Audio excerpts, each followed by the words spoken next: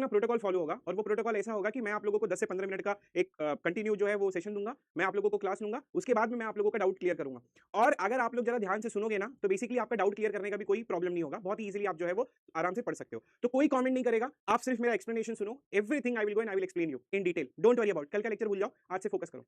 आज का जो कॉन्सेप्ट है, पहले हमारे पास में कीज का कॉन्सेप्ट हम लोग कंप्लीट करेंगे, उसके बाद में हमारे पास में एक फॉरेन की भी आता है, तो फॉरेन की का भी हम लोग जो है वो कॉन्सेप्ट क्लियर करेंगे। तो let's go and let's try to understand कि होता क्या है basically and how it is related to that. देखो मैंने आप लोगों को क्या बताया कि कल मैंने आप लोगों को बताया था कि डेटा क्या होता है, ठीक है, डेटाबेस क्या होता है। डेटाबेस जो होता है वो कलेक्शन ऑफ डेटा होता है। जैसे एग्जांपल के लिए अगर आप एक्सएमएल में, जैसा एक्सएमएल की शीट है, आप उसमें अगर कोई भी डेटा लिख रहे हो तो वो आपका डेटाबेस हो गया। कलेक्शन ऑफ डेटा अगर आपने कर लिया, कोई कमेंट नहीं करेगा, बस सुनते जाओ, ठीक है। हाँ, थोड़ा थोड़ा ही पढ़ाऊंगा, कल का जो था वो थोड़ा रिवाइज कर रहा हूं, उसके आगे चलते हैं, ठीक है। Don't worry about it, everything I will make sure that you have a clearance about it, ठीक है।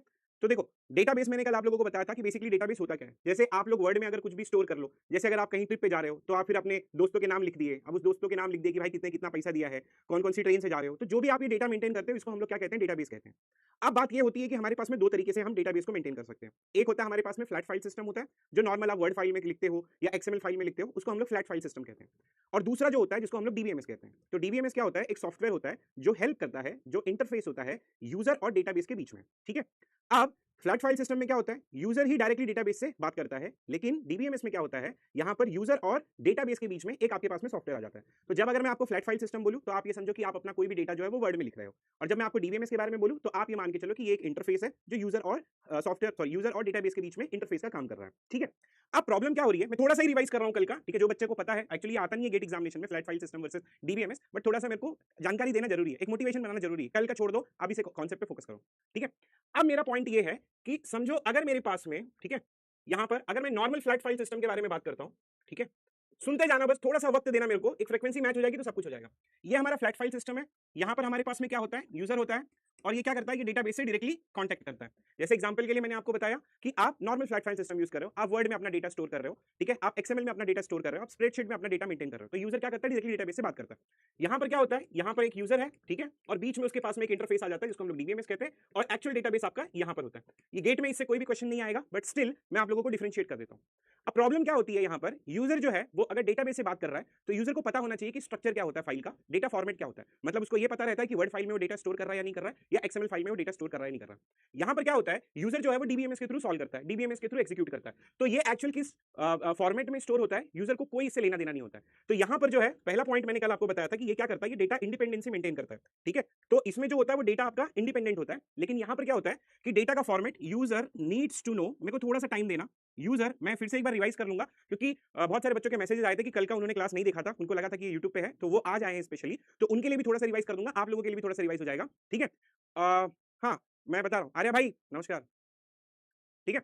तो चलो स्टार्ट करते हैं। तो जो यहां पर जो है वो user needs to know format of data, ठीक है, फॉर्मेट ऑफ डेटा। आप बस ये ध्यान करते जाना कि डीबीएमएस एक सॉफ्टवेयर है और यहां पर हम लोग क्या कर रहे हैं, वर्ड फाइल में या फिर हम लोग एक्सएमएल फाइल में डेटा को स्टोर कर रहे हैं, जो आप नॉर्मल कंप्यूटर पे करते हो। इसकी एनालॉजी लोगे तो भी आपको समझ में आ जाएगा। पहला है कि user needs to know format of a data, और ये किस लिए यूज होता है, बहुत ही स्मॉल डेटाबेस अगर आपके पास में है, जो केबी में है, एमबी में है, अगर वो आपको प्ले करना है तो हम लोग फ्लैट फाइल सिस्टम के थ्रू जाते हैं। लेकिन जब आपका डेटा बहुत बड़ा हो जाता है, जैसे अगर पीडब्ल्यू में जितने एम्प्लॉय हैं उनका अगर डेटा मेंटेन करना हो, पीडब्ल्यू में जितने स्टूडेंट है उनका अगर डेटा मेंटेन करना हो, तो हम लोग क्या करेंगे, हम लोग डीबीएमएस सॉफ्टवेयर यूज करेंगे। मेन गेम जो है वो डेटा का ही है यहाँ पर। अब ये पहला पॉइंट मैंने आप लोगों को बता दिया। अब दूसरा पॉइंट ये है कि अगर यूजर को डेटाबेस कुछ भी अगर एक्सेस करना है तो उसको हर बार क्या करना है, एक एप्लीकेशन प्रोग्राम बनाना होता है, ठीक है। फॉर एग्जांपल आपने जो कुछ भी वर्ड में सेव कर लिया, एक्सएमएल में सेव किया, आपको कुछ भी अगर डेटा रिट्रीव करना है, मतलब हर एक डेटा के लिए, हर एक फाइल के लिए आपको एक अलग से एप्लीकेशन प्रोग्राम बनाना होता है। लेकिन यहां पर जो है आपको हर बार अलग से एप्लीकेशन प्रोग्राम बनाने की जरूरत नहीं होती है, आप सिर्फ इससे इंटरेक्ट करते हो, आप इसके थ्रू, एसक्यूएल के थ्रू, ठीक है, आप क्या करते हो, आप इसको बोलते हो मेरे को डेटा लाके दे, या फिर आप उसमें डेटा पुट करते हो, बस। हर बार यहां पर आपको जो है हर बार नए प्रोग्राम की जरूरत नहीं पड़ती है। ध्यान से सुन लो यार, सुन लो ना। अरे आर्या भाई, आप लोग यार पैसे दिए हो तो यार कुछ तो पेड में रहना चाहिए ना। कल जो मैंने थोड़ी क्यूरोसिटी बना के छोड़ दी कैंडिडेट कीज और अल्टरनेट कीज की, तो वो भी आज मैं एक्सप्लेन करूंगा। तो आर्या भाई रुक जाओ ना, थोड़ा तो पेड के लिए बचा के रखूंगा ना, तो ही तो क्यूरोसिटी होगी बच्चों की। मैं देख रहा था टेलीग्राम पे बहुत सारे बच्चे लिख रहे थे सर इसका मतलब क्या है, मैं बोला, ठीक है थोड़ा सा रुक जाओ, आ जाएगा, ठीक है। एसक्यूएल, अच्छा अच्छा ऐसे भी कुछ बच्चे हैं क्या जिनको मतलब एसक्यूएल के बारे में नहीं पता है, ठीक है, मैं टेक्निकल टर्म जो है वो यहाँ पर नहीं यूज करूंगा। आप ये मान के चलो कि इसमें इसको एक्सेस करने के लिए हर बार हमें जो है वो एक नया ऐप, आई मीन नया प्रोग्राम लिखने की जरूरत होती है डेटा को रिट्रीव करने के लिए। यहाँ पर हमें हर बार जो है वो डेटा को रिट्रीव करने के लिए प्रोग्राम लिखने की जरूरत नहीं होती है, हमारे पास सॉफ्टवेयर होता है, उस सॉफ्टवेयर का हम लोग यूज कर लेते हैं, ठीक है। अब दूसरा एक पॉइंट, अब यहां पर क्या होता है, जरा ध्यान से सुनना। अब जैसे समझो कि एक इंडिगो या फिर कोई भी एक एयरलाइन रिजर्वेशन सिस्टम है, वो क्या कर रहे हैं, वो ना अपना डेटा एक्सेल शीट में मेंटेन कर रहे हैं। तो उन्होंने एक एक्सेल शीट बनाई है, उस एक्सेल शीट में लिख रहे हैं कि भाई पटना से दिल्ली की ये वाली फ्लाइट है और इस फ्लाइट में 200 पैसेंजर जो हैं वो यहाँ से उड़ रहे हैं। फॉर एग्जाम्पल के लिए अब अगर उनको एक नया टिकट बुक करना पड़ेगा तो वो जो पूरी फाइल है, ठीक है, वो पूरी फाइल को सिर्फ एक ही बंदा यूज करेगा, तो दूसरा बंदा जो है वो यूज नहीं कर पाएगा। क्यों? क्योंकि एक्सेल शीट आपने मेंटेन की है, पहला वाला बंदा वो एक्सेल शीट पे जाएगा, एक एग्जांपल समझो, वहां पर वो डेटा को अपडेट करेगा कि भाई एक नया बंदा करके आ गया है जो इसने ये ज्वाइन किया है, या फिर वर्ड फाइल ले लो कि एक वर्ड फाइल है उसमें वो अपना डेटा मेंटेन कर रहे हैं और वो वर्ड फाइल एक बंदा यूज कर रहा है। फॉर एग्जांपल मैं मैनेजर हूं, मेरे को किसी ने कॉल किया कि भाई एक और बंदा जाने वाला है, आप इसका डेटा जो है वो इंसर्ट कर दो। तो मैं क्या करूंगा, मैं वो वर्ड फाइल ओपन करूंगा, मैं मैनुअली लिखूंगा कि पैसेंजर नंबर 201 है, वो पटना से दिल्ली जा रहा है और उसका नाम ये है। तो जब तक मैं वो वर्ड फाइल यूज करता रहूंगा, कोई भी मेरे डिपार्टमेंट में कोई दूसरा बंदा जो है वो यूज नहीं कर पाएगा। लेकिन डीबीएमएस में क्या होता है, जैसे कि कल मैंने आपको बताया कि डीबीएमएस में हम लोग relational database management system use करते हैं, मतलब टेबल यूज करते हैं। तो टेबल में हर एक रो जो होता है, हर एक रिकॉर्ड को डिफरेंटली ट्रीट किया जा सकता है। तो इसमें मल्टीपल यूजर्स को अलाउंस मिलती है और इसमें जो है वो मल्टीपल यूजर्स को अलाउंस नहीं मिलती है। तो इसमें जो कॉन्करेंसी, मैंने कल एक वर्ड यूज किया था कि कॉन्करेंसी, कॉन्करेंसी का मतलब होता है कॉन्करेंट यूजर। कॉन्करेंट यूजर का मतलब होता है कि मल्टीपल यूजर अगर एक साथ कोई चीज एक साथ एक्सेस करना चाहते हैं तो उसको हम लोग कॉन्करेंसी कहते हैं। तो इसमें जो है लेस डिग्री ऑफ कॉन्करेंसी होता है, इसमें डिग्री ऑफ कॉन्करेंसी ज्यादा होता है। अब आपको यहां पर क्यूरियोसिटी आ गई होगी, यहां पर ध्यान से सुनो, ठीक है। तो आर्या भाई रुक जाओ थोड़ा। तो यहाँ पर क्या हो रहा है कि यहाँ पर नंबर ऑफ यूजर्स को हम ज्यादा अलाउ करते हैं। अब आपको क्यूरियोसिटी ये हो गई होगी कि यार नंबर ऑफ यूजर्स अगर यहाँ पर ज्यादा है तो वो गेम कैसे हो रहा है। तो उसके लिए हमारे पास में एक अलग चैप्टर है, ट्रांजैक्शन एंड कॉन्करेंसी, वहां मैं आपको बताऊंगा, मतलब 15-16 घंटे 20 घंटे भी जा सकते हैं, वहां पर मैं आपको अच्छे से एक्सप्लेन करूंगा कि कॉन्करेंट यूजर कैसे हो सकता है। ठीक है, हाँ अरे भाई बिल्कुल यार, एकदम टीचिंग बदल जाए भाई, आप लोग पैसा दिए हो यार थोड़ा तो। ठीक है, ठीक है। नहीं कार्तिक, अभी उतना डिटेल में नहीं जा रहे हैं, ठीक है, मैं सिर्फ आपको ऊपर ऊपर से बता रहा हूँ, डिटेलिंग हम लोग जो है वो हम लोग बाद में जाएंगे, बस सुनते जाओ। Yes, DBMS is a software, कल मैंने लिखाया था डेफिनेशन मयूख भाई, सुनते जाना। डीबीएमएस इज अ सॉफ्टवेयर, ठीक है, which is interface between user and database. ठीक है, अच्छा ठीक, ध्यान से सुनना। चलो, तो यहां पर जो डिग्री, बस सुनते जाओ, आप लोग कमेंट बहुत कर रहे हो यार। नहीं, थोड़ा फास्ट नहीं करूंगा।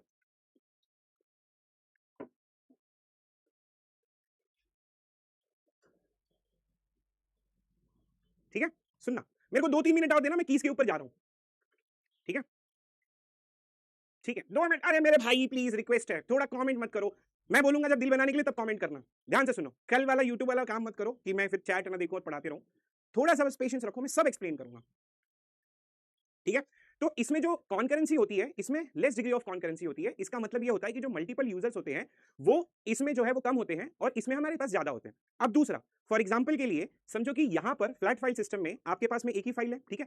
अब वही फाइल जो है मैनेजर को भी आपने दे दिया एक्सेस करने के लिए, वही फाइल आपने दूसरे को भी एक्सेस दे दिया करने के लिए। तो बहुत सारी ऐसी इंफॉर्मेशन होती है, बहुत सारी ऐसा डेटा होता है जो हम दूसरों को नहीं दिखा सकते हैं।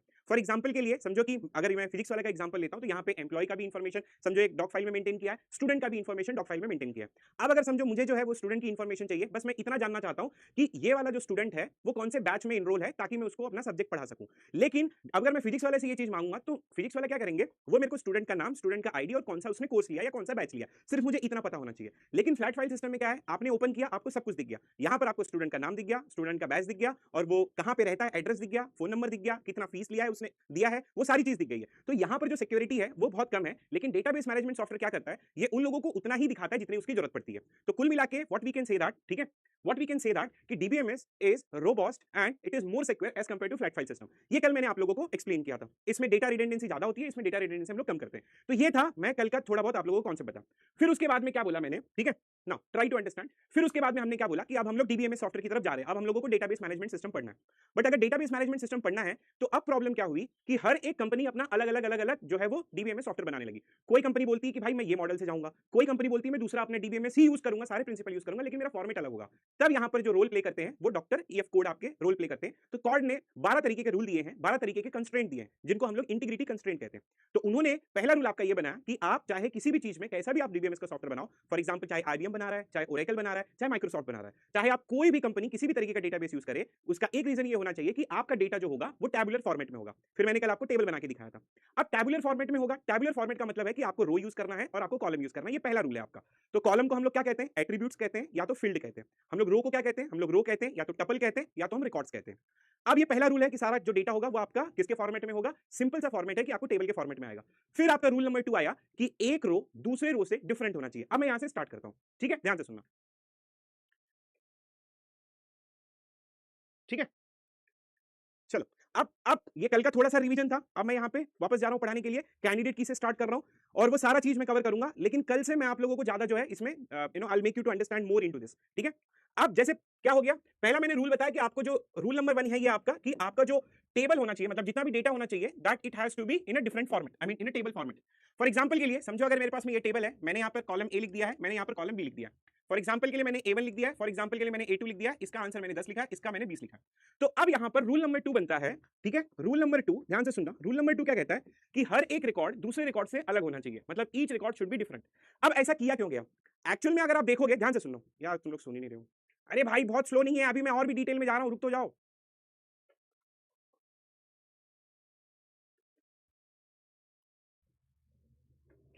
आप लोग अगर कमेंट करना बंद करोगे तो फिर मैं, कल के लेक्चर से ये अलग है, आज इसमें मैं डिटेल में जाऊंगा भाई, थोड़ा सा सुन लो यार। यस यस आकाश, अंकुश,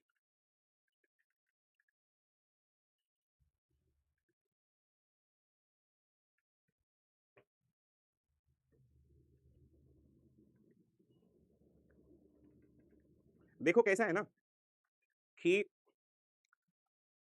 आप लोग बड़े अच्छे लोग हो, तो अभी कैसा, ये दूसरा लेक्चर है, ठीक है, तो हम लोग बहुत प्यार प्यार से बात कर रहे हैं।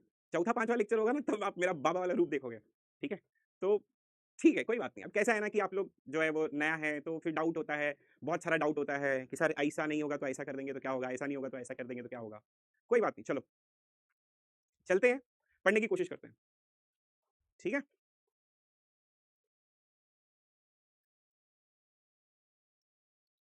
ओके भाई,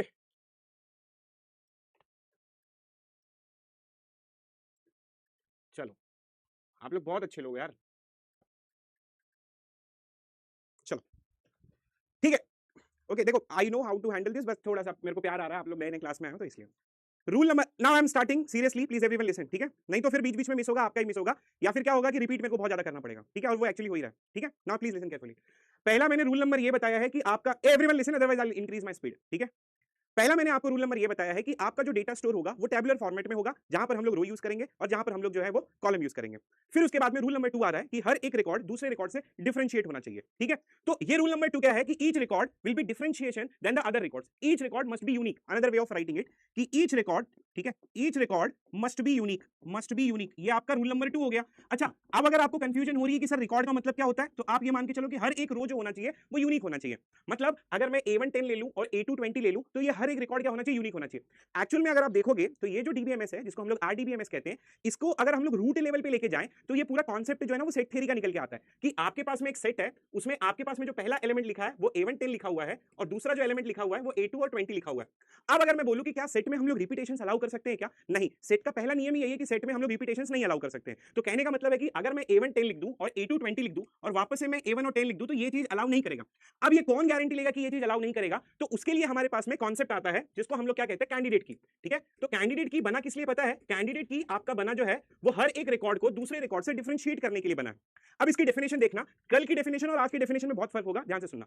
कैंडिडेट की, इसको हम लोग क्या कहते हैं, मिनिमल एट्रीब्यूट्स कहते हैं, ठीक है, minimal set of attributes, minimal set of attributes which maintains all records will be different, or which maintains all records must be unique, which maintains all the records must be unique। ये किसकी definition है, candidate की definition है।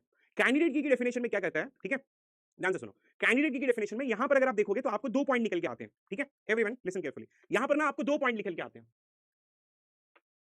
ठीक है, यहां पर आपको 2 पॉइंट निकल के आते हैं। पहला जो पॉइंट है वो ये होना चाहिए कि ये मिनिमल होना चाहिए, ठीक है, और दूसरा पॉइंट क्या होता है, यूनिक होना चाहिए। मतलब जब कभी भी आप लोग कैंडिडेट की बनाओगे तो इट शुड सेटिस्फाइज 2 प्रॉपर्टी। ये कल के डेफिनेशन में नहीं था, आज के डेफिनेशन में। मतलब पहली प्रॉपर्टी क्या होनी चाहिए कि ये यूनिकनेस की प्रॉपर्टी सेटिस्फाई करना चाहिए, एंड इट शुड बी इररेड्यूसिबल, ठीक है, इट शुड बी इररेड्यूसिबल। मतलब अगर आप इसको रिड्यूस करोगे तो ये यूनिकनेस की प्रॉपर्टी को सेटिस्फाई नहीं करेगा। कभी कभी कुछ चीजें यूनिकनेस की प्रॉपर्टी को सेटिस्फाई करती है लेकिन वो रिड्यूसिबल होती है। तो अगर आपसे किसी ने पूछा कि कैंडिडेट की क्या होता है, तो आपको बोलना है कि इट शुड सेटिस्फाई 2 प्रॉपर्टी। पहला वो यूनिकनेस की प्रॉपर्टी को सेटिस्फाई करना चाहिए, यूनिकनेस का मतलब क्या होगा कि हर एक रिकॉर्ड को वो अलग अलग ट्रीट करेगा, और इरेड्यूसिबल का मतलब ये है कि अगर आपने उसको टच किया तो वो यूनिकनेस की प्रॉपर्टी को छोड़ देगा। मतलब कैंडिडेट की का मतलब ये होता है कि it should satisfy both the properties. और कैंडिडेट की आया क्यों? कैंडिडेट की आया आपका रूल नंबर 2 सेटिस्फाई करने के लिए, जहां पर हर एक रिकॉर्ड को we have to maintain differently. तो फॉर एग्जांपल के लिए ये दोनों प्रॉपर्टी, मतलब अब अगर आपसे किसी ने भी पूछा दोनों प्रॉपर्टी मतलब कैंडिडेट की डेफिनेशन क्या है, तो आपको ये बोलना है कि ऐसा की या फिर ऐसा सेट ऑफ एट्रीब्यूट्स। तो यहां पर देखो, यहां पर लिखा है set of attributes. Set of attribute मतलब ये सेट है, तो सेट में क्या होगा? सिंगल एट्रीब्यूट भी आ सकता है, दो एट्रीब्यूट भी आ सकते हैं, तीन एट्रीब्यूट भी आ सकते हैं, चार भी आ सकता है, वो डिपेंड करता है आपके टेबल के ऊपर। अब पहले टाइप का डाउट ये होगा कि सर क्या दो दो एट्रीब्यूट मिलकर कैंडिडेट की बन सकते हैं? मैं कह रहा हूं दो एट्रीब्यूट मिलकर अगर ये दोनों प्रॉपर्टी सेटिस्फाई करते हैं तो उसको हम लोग क्या कहते हैं? कैंडिडेट की कहते हैं। अगर तीन एट्रीब्यूट भी मिलकर ये दोनों प्रॉपर्टी को सेटिस्फाई करते हैं तो भी उसको हम लोग कैंडिडेट की कहते हैं। मिनिमल का मतलब इररेड्यूसिबल होगा, मिनिमल का मतलब इररेड्यूसिबल होगा, और ये यूनिक का मतलब ये यूनिकनेस की प्रॉपर्टी को सेटिस्फाई करेगा। And what exactly it will be representing, ये जो होगा वो आपका कैंडिडेट की रिप्रेजेंट करेगा। तो एग्जांपल के लिए अब जैसे मेरे पास में यहां पर मैंने एक टेबल ड्रॉ किया, छोटा सा टेबल ड्रॉ किया। अब लेट्स कंसीडर कि ये ए हो गया and let's consider this is B हो गया। अब अगर एग्जांपल के लिए मैंने यहां पर A1 लिख दिया और फिर A2 लिख दिया और फिर ये A3 लिख दिया एंड लेट्स कंसीडर 10 10 और फिर 20, तब मैं यहां पर बोलूंगा कि ये टेबल में मेरे पास में यहां पर कैंडिडेट की क्या है? कैंडिडेट की होगा ए। क्यों? क्योंकि ये वाला A1 डिफरेंट है, A2 डिफरेंट है, A3 डिफरेंट है। तो A1 गारंटी ले रहा है कि ये डिफरेंट होगा रिकॉर्ड, A2 गारंटी ले रहा है ये डिफरेंट रिकॉर्ड होगा, A3 गारंटी ले रहा है ये डिफरेंट रिकॉर्ड होगा। अब इन लोग अगर अलग अलग होंगे तो इनके साथ में जो चीज लोगे वो भी अलग अलग होगा। इसका मतलब समझना कैंडिडेट की हर एक रिकॉर्ड को यूनिकली कैसे सेटिस्फाई कर रहा है। अगर मैं A1 ले रहा हूं, A1 डिफरेंट है, A2 भी डिफरेंट है और A3 भी डिफरेंट है, तो ये गारंटी लेगा कि इसके साथ में जो कुछ भी आप लिखोगे वो रिकॉर्ड आपका डिफरेंट होगा। मतलब A1, 10 डिफरेंट होगा, A2, 10 डिफरेंट होगा और फिर A3, 20 डिफरेंट होगा। अब फॉर एग्जांपल के लिए समझो मैं अगर वापस से यहां पर A2 और 10 लूंगा, तो क्या मैं अब A को कैंडिडेट की बोलूंगा? नहीं, अब मैं A को कैंडिडेट की नहीं बोलूंगा। क्यों नहीं बोलूंगा? क्योंकि इन दोनों में से एक प्रॉपर्टी यूनिकनेस वाली प्रॉपर्टी को सेटिस्फाई नहीं कर रहा है। तो कैंडिडेट की का मतलब क्या होता है कि it should satisfy uniqueness property also and irreducible also. तो यहां पर मेरा ये कांसेप्ट होगा कि ये कैंडिडेट की इट मेक श्योर दैट ये सेम टाइप का A2 और 10 जो होगा वो नहीं आना चाहिए। तो ये किसका कांसेप्ट हो गया? कैंडिडेट की का कांसेप्ट हो गया। अब इसमें कभी-कभी आपके पास में दो कैंडिडेट की भी आते हैं। तो एग्जांपल के लिए कल मैंने लिखा था कि अगर एक एनरोलमेंट का, ठीक है, एनरोलमेंट का एक टेबल है जहां पर मैं आपके पास में लिख रहा हूं एसआईडी लिख दिया एंड सीआईडी लिख दिया एंड लेट्स कंसीडर फीस लिख दिया। तो अब यहां पर कॉन्सेप्ट ये है कि कुछ बच्चे या फिर सेम बच्चा दो अलग अलग कोर्स ले सकता है। फॉर एग्जांपल के लिए अगर मैं ये S1, ठीक है, S1 ने कोर्स नंबर 1 लिया है या फिर डिस्क्रीट मैथ्स लिया है और S2 ने भी जो है वो डिस्क्रीट मैथ्स लिया है, ठीक है, एंड लेट्स कंसीडर S3 जो है वो डिस्क्रीट मैथ्स लिया है, और ऐसा भी हो सकता है कि S1 जो है वो डीबीएमएस भी लिया है। तो अब अगर आप यहां पर देखोगे तो S1 discrete maths, S2 discrete maths, S3 discrete maths, S1 DBMS, तो हर एक मतलब ये एसआईडी और सीआईडी दोनों मिलकर यहां पर जो हो रहा है वो क्या बोल रहा है? कैंडिडेट की बना। अगर मैं सिर्फ एसआईडी को पावर दे दूं कि तू कैंडिडेट की होगा, तो यहां पर रिपीटेशन आ गई, मतलब यूनिकनेस नहीं सेटिस्फाई कर रहा है, इसलिए एसआईडी कैंडिडेट की नहीं होगा। अगर मैं सीआईडी को पावर दे दूं, सीआईडी का मतलब है कोर्स आईडी, अगर कोर्स आईडी को मैं पावर दे दूं कि आपका जो है वो बेसिकली ये दोनों सेम हो रहा है, तो ये भी यूनिकनेस की प्रॉपर्टी को सेटिस्फाई नहीं कर रहा है। तो S1 डिस्क्रीट मैथ्स हो गया, फिर S2 डिस्क्रीट मैथ्स हो गया, S3 डीएम, S4 डीबीएमएस, तो मैं यहां पर कैंडिडेट की मेरा आएगा, एसआईडी भी आएगा और सीआईडी भी आएगा। अब एक बच्चे का डाउट ये था टेलीग्राम पे क्या कि दो लोग दो एट्रीब्यूट मिलकर कैंडिडेट की बना सकते हैं? अगर आप डेफिनेशन देखोगे तो यहां पर लिखा है set of attributes. Set of attributes का मतलब होता है कि वो एक एट्रीब्यूट भी हो सकता है, दो एट्रीब्यूट भी हो सकता है, तीन एट्रीब्यूट भी हो सकता है। अब इसमें मैं एक अपना डाउट इंक्लूड करता हूं, सर सेट का मतलब तो एम्प्टी सेट भी हो सकता है, बिल्कुल हो सकता है। तो सर क्या एम्प्टी सेट भी आपका कैंडिडेट की होगा? अगर आप एम्प्टी सेट कंसीडर करोगे तो एम्प्टी सेट जो है वो यूनिकनेस या इरेड्यूसिबल की प्रॉपर्टी को सेटिस्फाई नहीं करेगा, यूनिकनेस की प्रॉपर्टी को सेटिस्फाई नहीं करेगा, तो वो आपका साइड में आ जाएगा। मतलब एक एट्रीब्यूट भी हो सकता है, दो भी हो सकता है, टेबल के हिसाब से आप तीन भी ले सकते हो। कल मैंने एग्जांपल दिया था, ठीक है, अब और डिटेल में नहीं जाऊंगा, ये थोड़ा एक्स्ट्रा पॉइंट था जो मैंने आपको बता दिया। अब चलते हैं और थोड़ा जो कल का मैंने एक एग्जांपल लिया था और उसके बारे में हम लोग डिस्कशन करते हैं। समझो कि अगर मेरे पास में एक एम्प्लॉय का टेबल है, ठीक है, इस एम्प्लॉय के टेबल में मैंने मेरा जो स्कीमा है, कल मैंने आपको बताया था कि यहां पर जो है वो एम्प्लॉय आईडी मैंने लिख लिया है और फिर एम्प्लॉय नेम मैंने लिख लिया है, फिर मैंने यहाँ पर पासपोर्ट लिख लिया है, पासपोर्ट नंबर लिख लिया है, एंड फॉर एग्जांपल मैंने यहाँ पर डेट ऑफ बर्थ लिख लिया है इसका, एंड फॉर एग्जांपल मैंने यहाँ पर जो है वो पैन नंबर लिख लिया है, और एग्जांपल मैंने अकाउंट नंबर लिख लिया है, और फॉर एग्जांपल मैंने आईएफएससी कोड लिख लिया है यहाँ पर, ठीक है।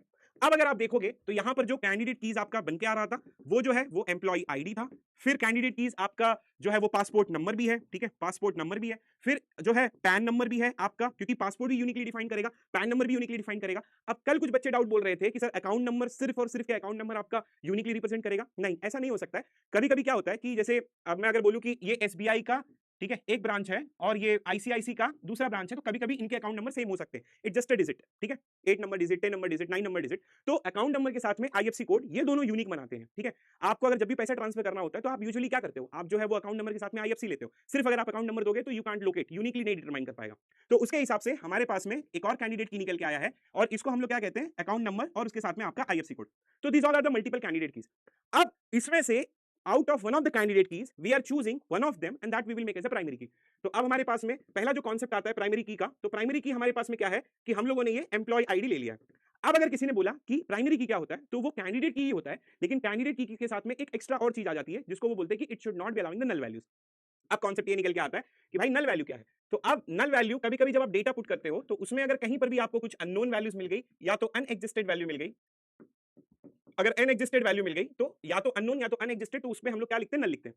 तो प्राइमरी की क्या कहता है, प्राइमरी की कैंडिडेट की ही होता है, लेकिन उसके साथ में एक एक्स्ट्रा कंडीशन और हो जाती है, मतलब वो दो कंडीशन तो सेटिस्फाई करता ही करता है, लेकिन उसके साथ में एक और एक्स्ट्रा कंडीशन सेटिस्फाई करता है which is related to your primary key, such that the candidate की होना चाहिए, और कैंडिडेट की के साथ में एक कंडीशन और ये लेता है कि it should not be having the not null values.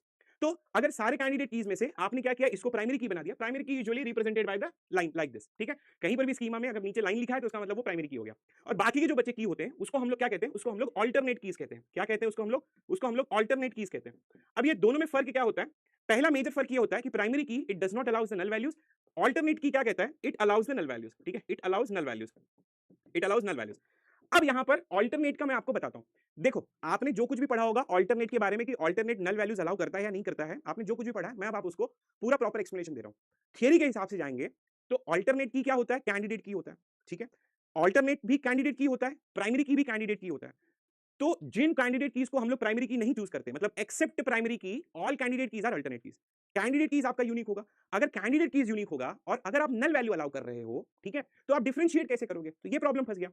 Theoretically अगर जाओगे तो थ्योरेटिकली नहीं अलाउड है, लेकिन प्रैक्टिकल इंप्लीमेंटेशन में कॉर्ड ने ये चीज स्पेसिफाई की है, ठीक है, बुक में ही पढ़ सकते हो।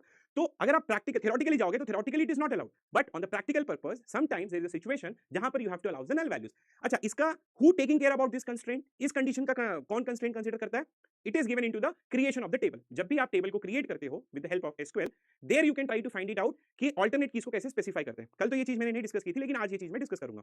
तो प्राइमरी की है और ऑल्टरनेट कीज है। प्राइमरी की क्या होता है, it is at most one, ठीक है, ये क्या होता है, it is at most one and it can have a many alternate keys, ठीक है, it can have many alternate keys. It allow null values and it does not allow null values. ये भी कैंडिडेट की है, ये भी candidate key है, ये नल नहीं अलाउ करेगा, कभी नहीं अलाउ करेगा, ठीक है। ये तो डीबीएमएस का रूल ही है कि प्राइमरी की आपका नल कभी नहीं अलाउ करता है, ऑल्टरनेट कीज अलाउ करता है। फॉर एग्जांपल के लिए समझो कि अगर मेरे पास में ये टेबल है, ध्यान से सुनना, ठीक है, समझो कि अगर मेरे पास में ये टेबल है और इस टेबल में यहां पर किसी का समझो कि कोई एम्प्लॉय है, let's consider, so this one is employee number 1, this one is employee number 2, this one is employee number 3, this one is employee number 4। अब इस एम्प्लॉय का पासपोर्ट बना है, let's consider this is P1, इस employ का passport 2 बना है, इस एम्प्लॉय का पासपोर्ट 3 बना है, लेकिन एम्प्लॉय नंबर 4 का अभी तक पासपोर्ट नहीं बना है। तो आप क्या लिखोगे कि ये चीज अननोन है या अनएग्जिस्टेड है। So what you will be writing, you will be writing the null values with respect to what, passport number, ठीक है। अब ये चीज स्पेसिफाई कैसे करते हैं एसक्यूएल में, ठीक है, मैं थोड़ा सा टेक्निकल जाऊंगा, लेकिन इसका मतलब ये नहीं है कि आपको वो चीज पढ़नी है। I just want to explain you little bit, ठीक है, मैं आपको बस थोड़ा सा एक्सप्लेन करूंगा with the help of one SQL query. और इसका मतलब ये नहीं है कि सर आपने वो एसक्यूएल क्वेरी लिख दी और मेरे को नहीं समझ में आ रहा है और मेन प्रॉब्लम हो रही है यहाँ पर, ऐसा कुछ भी नहीं है। Let's try to understand. अब जैसे एग्जांपल के लिए मैं लिख रहा हूँ क्रिएट टेबल योर एम्प्लॉय, ठीक है, ध्यान से सुनते जाना, ठीक है। ये बहुत बेसिक है, तो ऐसा नहीं है कि मैं सारा एसक्यूएल अभी पढ़ा रहा हूँ। I just want to show you how the alternate keys allow the null values.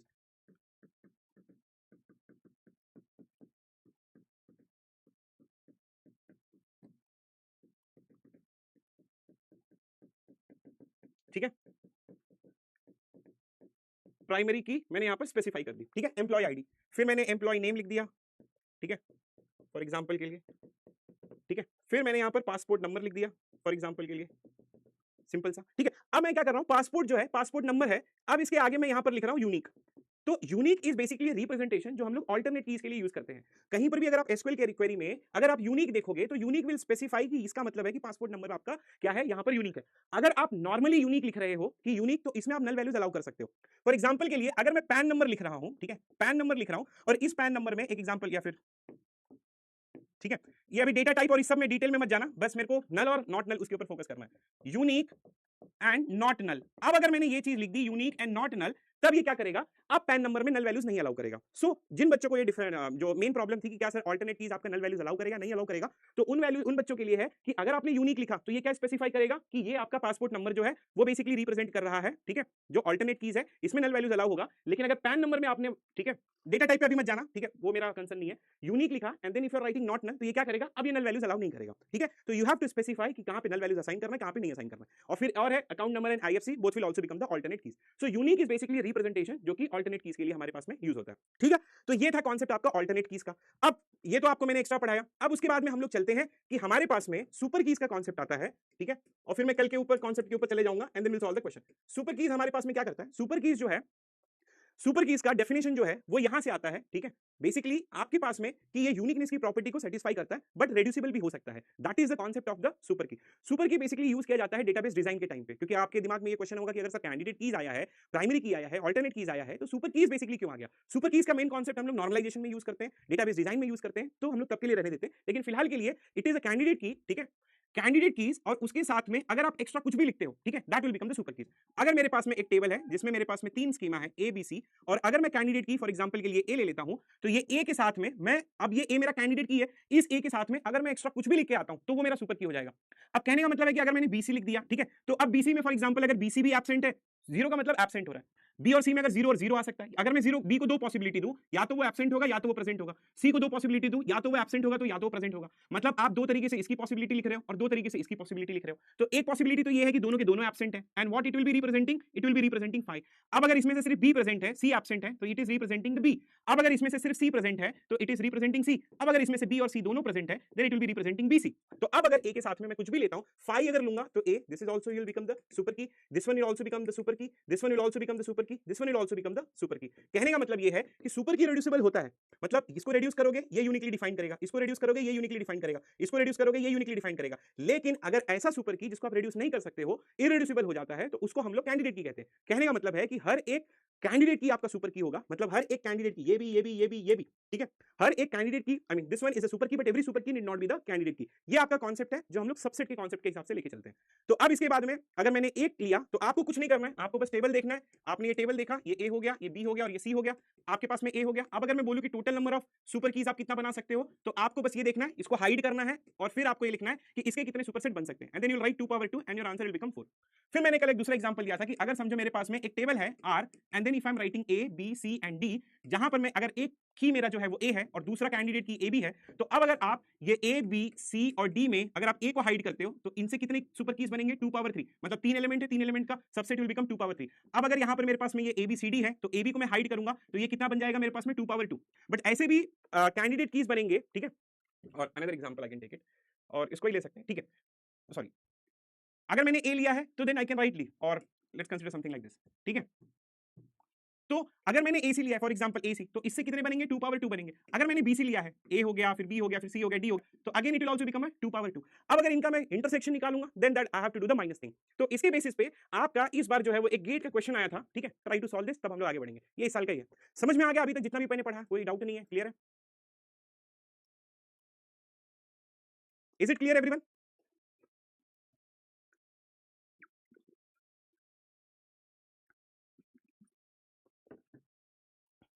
नहीं नहीं निखिल, वो हटा दिया मैंने, वो हटा दिया, वो हटा दिया, वो A और AB वाला, that was by mistake.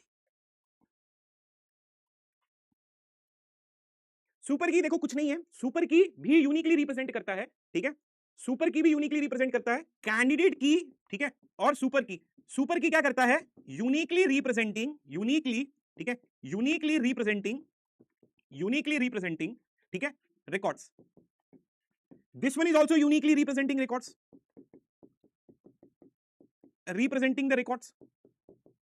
This one is irreducible, मतलब आप अगर इसको टच करोगे तो ये मर जाएगा, ये प्रॉपर्टी सेटिस्फाई नहीं करेगा। लेकिन ये जो चीज है ये रेड्यूसिबल हो सकती है, ठीक है, इट कैन बी रेड्यूसिबल। कल मैंने एक एग्जांपल लिखा था कि अगर एक गाड़ी है, उस गाड़ी को अगर एक बंदा, फॉर एग्जांपल अगर समझो ये गाड़ी है 20 किलो का, तो अगर मैं एक आदमी को रखता हूं फॉर एग्जांपल के लिए जो 30 किलो का है, तो वो क्या करेगा, उस गाड़ी को खींच लेगा। अगर मैं 2 आदमी रखूंगा तो भी वो गाड़ी को खींच लेगा, 3 आदमी रखूंगा तो भी वो गाड़ी को खींच लेगा। तो जो बेसिक रिक्वायरमेंट है एक ही आदमी की, ये आपका कैंडिडेट की होगा, और ये दोनों आदमी मिलकर सुपर की बनेंगे, ये तीनों आदमी मिलकर भी सुपर की बनेंगे। This is the quite difference between that. Is it clear everyone? Super की, हाँ, मिनिमल का मतलब है कि आप उसको रिड्यूस नहीं कर सकते हो। मिनिमल का मतलब है कि अगर आपने टच किया तो what will happen, it will destroy it's property. What will happen, it will destroy it's property. That's the difference between the candidate की एंड देन योर सुपर की। आई होप अब आपको ये चीज समझ में आ रही होगी। आप ऐसा भी समझ सकते हो कि यार अगर मेरे को जिंदा रहने के लिए मैं एक रोटी खाऊंगा तो मैं जिंदा रहूंगा, लेकिन अगर मैं 2 रोटी खा रहा हूं तो वो एक्स्ट्रा है, 3 रोटी खा रहा हूं तो वो एक्स्ट्रा है। तो टेबल को यूनिकली जगाने के लिए, टेबल को जिंदा रहने के लिए कैंडिडेट की जरूरत है। सुपर की भी वही काम करता है लेकिन वो एक्स्ट्रा होता है, ठीक है, okay. So this is the difference. अब मैं आप लोगों को, ठीक है, let's move to the let's try to understand this question. अब ये इस बार का क्वेश्चन था। अब हमारे पास में यहां पर देखो क्या करना है आपको, यस आंसर इज 6। अगर मेरे पास में ये टेबल है ए बी सी डी का, और अगर मेरे पास में की जो है कैंडिडेट की, अगर मेरे पास में ए बी है तो ये ए बी सी और डी, मैं ए बी को हाइड करूंगा तो total number of super keys कितना बन के आएंगे, 2 पावर 2 बन के आएगा। और अगर मेरे पास में ये ए और सी है तो ये ए बी सी और डी, और अगर मैंने ए और सी को हाइड किया है, ठीक है, ए और सी को हाइड किया, बी और डी बचे, उनका भी कितना हो जाएगा, 2 पावर 2 हो जाएगा।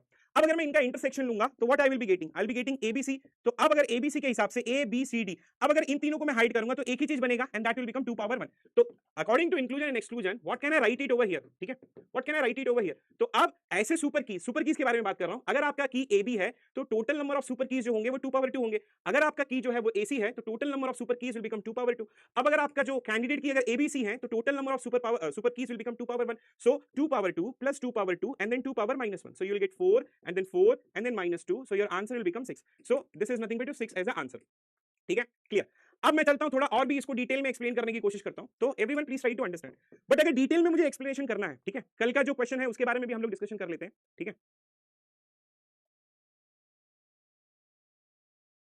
क्लियर है,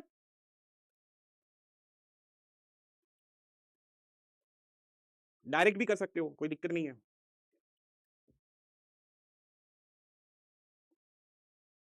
क्लियर। अच्छा, कुछ बच्चों को ये डाउट है कि सर इंटरसेक्शन, देखो मैं आपका ये डाउट क्लियर करता हूं। आप ये सोच रहे हो कि मैं ए बी और ए सी का इंटरसेक्शन ले रहा हूं, नहीं, मैं number of super keys generated by A B and number of super keys generated by A C का अगर मैं इंटरसेक्शन ले रहा हूं तो वो number of super keys generated by A B C, ठीक है। तो आप ये मत सोचो कि मैं अगर ए बी और ए सी का इंटरसेक्शन लूंगा तो मेरे को एबीसी आएगा, नहीं नहीं, तब आप बोलोगे कि सेट थ्योरी के हिसाब से तो number of super keys generated by A B, number of super keys generated by A C, इनका अगर इंटरसेक्शन लोगे तो number of super keys generated by ABC, मैंने वो चीज लिखी है,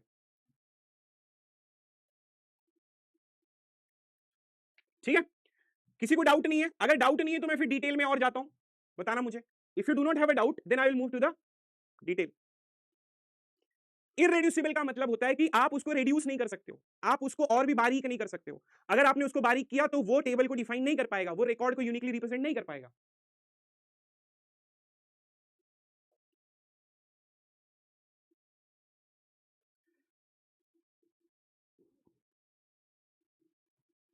ठीक है, चलो।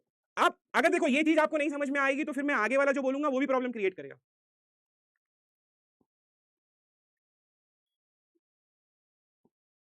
यस, क्लियर है सबको, यही क्वेश्चन वापस एक्सप्लेन करना है, ठीक है, कोई दिक्कत नहीं है, ये चीज मैं वापस एक्सप्लेन कर दूंगा। देखो कल, अब जरा ध्यान से सुनना, ठीक है, अगर मेरे पास में की जो है वो ए बी है, ठीक है, और यहां पर ए बी सी डी है, तो ए बी के साथ में अगर मैं 5 मिलाऊंगा तो ये मेरा एक सुपर की आएगा ए बी, फिर ए बी के साथ में अगर मैंने सी भी मिला दिया तो भी मेरा ये ए बी सी आ जाएगा, और ए बी के साथ में अगर मैंने डी मिला दिया तो ये ए बी डी आ जाएगा, और अगर ए बी के साथ में मैंने सी और डी मिला दिया तो ये क्या हो जाएगा, ए बी सी डी आ जाएगा। तो ये जो 2 पावर 2 मैंने लिखा है, ये 2 पावर 2 ये डिफाइन कर रहा है कि number of super keys A B हो गया, फिर ये ए बी सी हो गया, फिर ये ए बी डी हो गया, ठीक है, और फिर ये ए बी सी डी हो गया। अब अगर number of candidate keys AC के बारे में बोलूं, ठीक है, तो एसी के साथ में क्या होगा, एक एसी होगा, फिर एसी बी होगा, फिर आपका एसी डी होगा, और फिर एसी बी डी होगा, ये आपका 2 पावर 2 है। अब अगर आप देखोगे तो यहां पर मैं क्या काम कर रहा हूं, यहां पर देखो ए बी मैंने काउंट किया, ये यूनिक है एबीसी, और यहां पर भी एबीसी, ये देखो ये चीजें जो है वो बेसिकली 2 बार रिपीट हो रही हैं, एबीसी यहां पर भी आ रहा है, एबीसी यहां पर भी आ रहा है, फिर एबीसीडी यहां पर भी आ रहा है, और एबीसीडी यहां पर भी आ रहा है। तो अब क्या है कि इसको मैंने इंडिविजुअल काउंट किया, ठीक है, इसको मैंने इंडिविजुअल काउंट किया, इसको मैंने इंडिविजुअल काउंट किया, लेकिन इसमें से दो कौन सा मैं माइनस कर रहा हूं, तो ऐसे keys generated by ABC, number of super keys which has been generated by ABC, एक तो एबीसी हो जाएगा और दूसरा आपका एबीसीडी हो जाएगा। तो इसमें से अगर ये चीज माइनस करोगे तो क्या हो जाएगा, क्योंकि मैं डबल काउंट कर रहा हूं, एबीसी को यहां पर भी एक बार काउंट कर रहा हूं, एबीसीडी को यहां पर भी एक बार काउंट कर रहा हूं, एबीसी को यहां पर भी एक बार काउंट कर रहा हूं, एबीसी को यहां पर भी एक बार काउंट कर रहा हूं, तो ये दोनों को मैं डबल काउंट कर रहा हूं, इसीलिए एक बार माइनस करना पड़ेगा, and that's how the whole difference.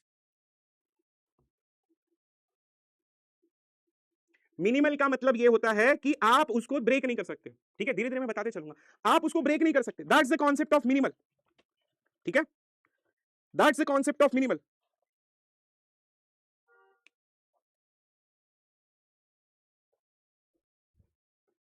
अगर हमारे पास में दो कैंडिडेट की है and containing no null values, तो डेटाबेस डिजाइनर के ऊपर होता है कि वो किसको चूज कर सकता है, तो choosing a primary key is arbitrary, random है वो,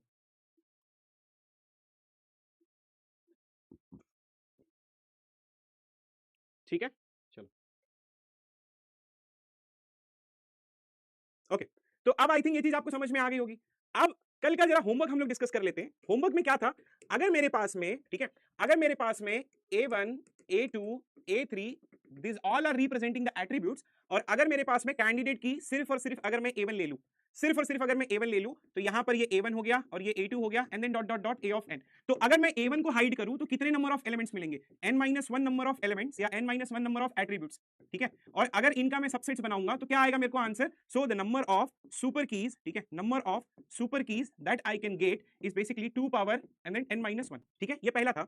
अगर मेरे पास में दो कैंडिडेट की आते हैं, मैंने लिखा था A1 A2 लिखा था, और फिर मैंने A2 और A3 लिखा था, ठीक है, यही लिखा था मैंने। अब हम इसको कैसे सॉल्व कर सकते हैं? तो नंबर ऑफ, ध्यान से सुनना, ठीक है, अगर मेरे पास में मेरा कैंडिडेट की अगर A1 और A2 होगा, ठीक है, और अगर यहां पर A2 और A3 होगा, तो अगर A1 A2 होगा तो how many possibilities? 2 power n-2 होंगे सुपर कीज। यहां पर total number of super keys will become 2 power n-2, और ऐसे सुपर कीज जो A1 A2 और A3 देंगे, and how many that will be super keys? 2 power n-3। तब मैं कैसे लिखूंगा? First I will try to add this 2 of n minus and then 2 of n-2 and then -2 of n-3। तो ये आपका कल का था। क्लियर है? ये रिपीट कर लो होमी भाई।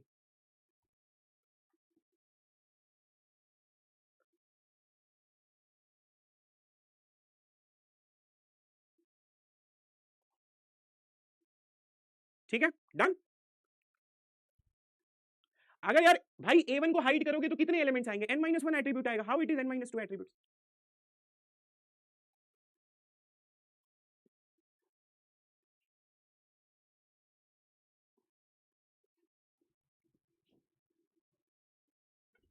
A1 A2 नहीं समझ में आया?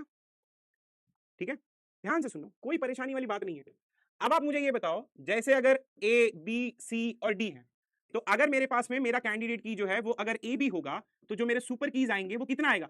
चार, टोटल कितना है? 4 है भाई, यहां से लेके यहां तक 4 एट्रीब्यूट है। ये अगर 2 एट्रीब्यूट है तो बचेगा कितना? 2 ही attribute, and then you will write 2 power 2। और वैसे ही अगर मेरे पास A1 है, A2 है, A3 है, and dot dot dot A of n है, और अगर मैं A1 और A2 ले रहा हूं तो टोटल यहां से लेके यहां तक n है, और अगर ये 2 है तो ये बचेगा कितना? ये n-2 बचेगा, और इनका ही अगर मैं सबसेट लूंगा तो number of super keys that I will be getting will be 2 power n-2। अगर मेरे पास में कैंडिडेट की आपका A1 और A2 है। डन यार, मेरे को थोड़ा और भी आगे पढ़ाने दो, फटाफट बताओ। ठीक है, तो अगर A1 A2 होगा, और अगर मेरे पास में मेरा कैंडिडेट कीज A2 और A3 हो गया, फॉर एग्जांपल के लिए, जैसे ये A1 है, ये A2 है, फिर ये A3 है, डॉट डॉट डॉट ये ऑफ A ऑफ n है, तो इसमें से मैं कितना हाइड कर रहा हूं? वापस से 2 ही हाइड कर रहा हूं, तो नंबर ऑफ सुपर कीज वापस से कितना आएगा? Again it will become 2 power n-2। अब A1 A2 हो गया और A2 A3 हो गया, इनका intersection what it will become? A1 A2 A3, ठीक है, ये A1 हो गया, ये A2 हो गया, और ये A3 हो गया। So number of super keys produced by A1 A2 A3, so number of super keys that I can get is basically 2 power n-3। So in that sense I can write like this कि अगर candidate की मेरा A1 A2 है, ठीक है, और A2 A3 है, तो A1 A2 होगा तो नंबर ऑफ सुपर कीज इतना आएगा, A2 A3 होगा तो नंबर ऑफ सुपर कीज इतना आएगा। अगर A1 A2 A3 होगा तो नंबर ऑफ सुपर कीज, क्योंकि 3 एलिमेंट ले रहे हो, 3 एलिमेंट को हाइड करोगे तो बचेंगे n-3, उन n-3 का अगर सबसेट बनाओगे तो that will become the super keys, and that's how you will get 2 power n-3। Done? अब आगे बढ़ने दोगे?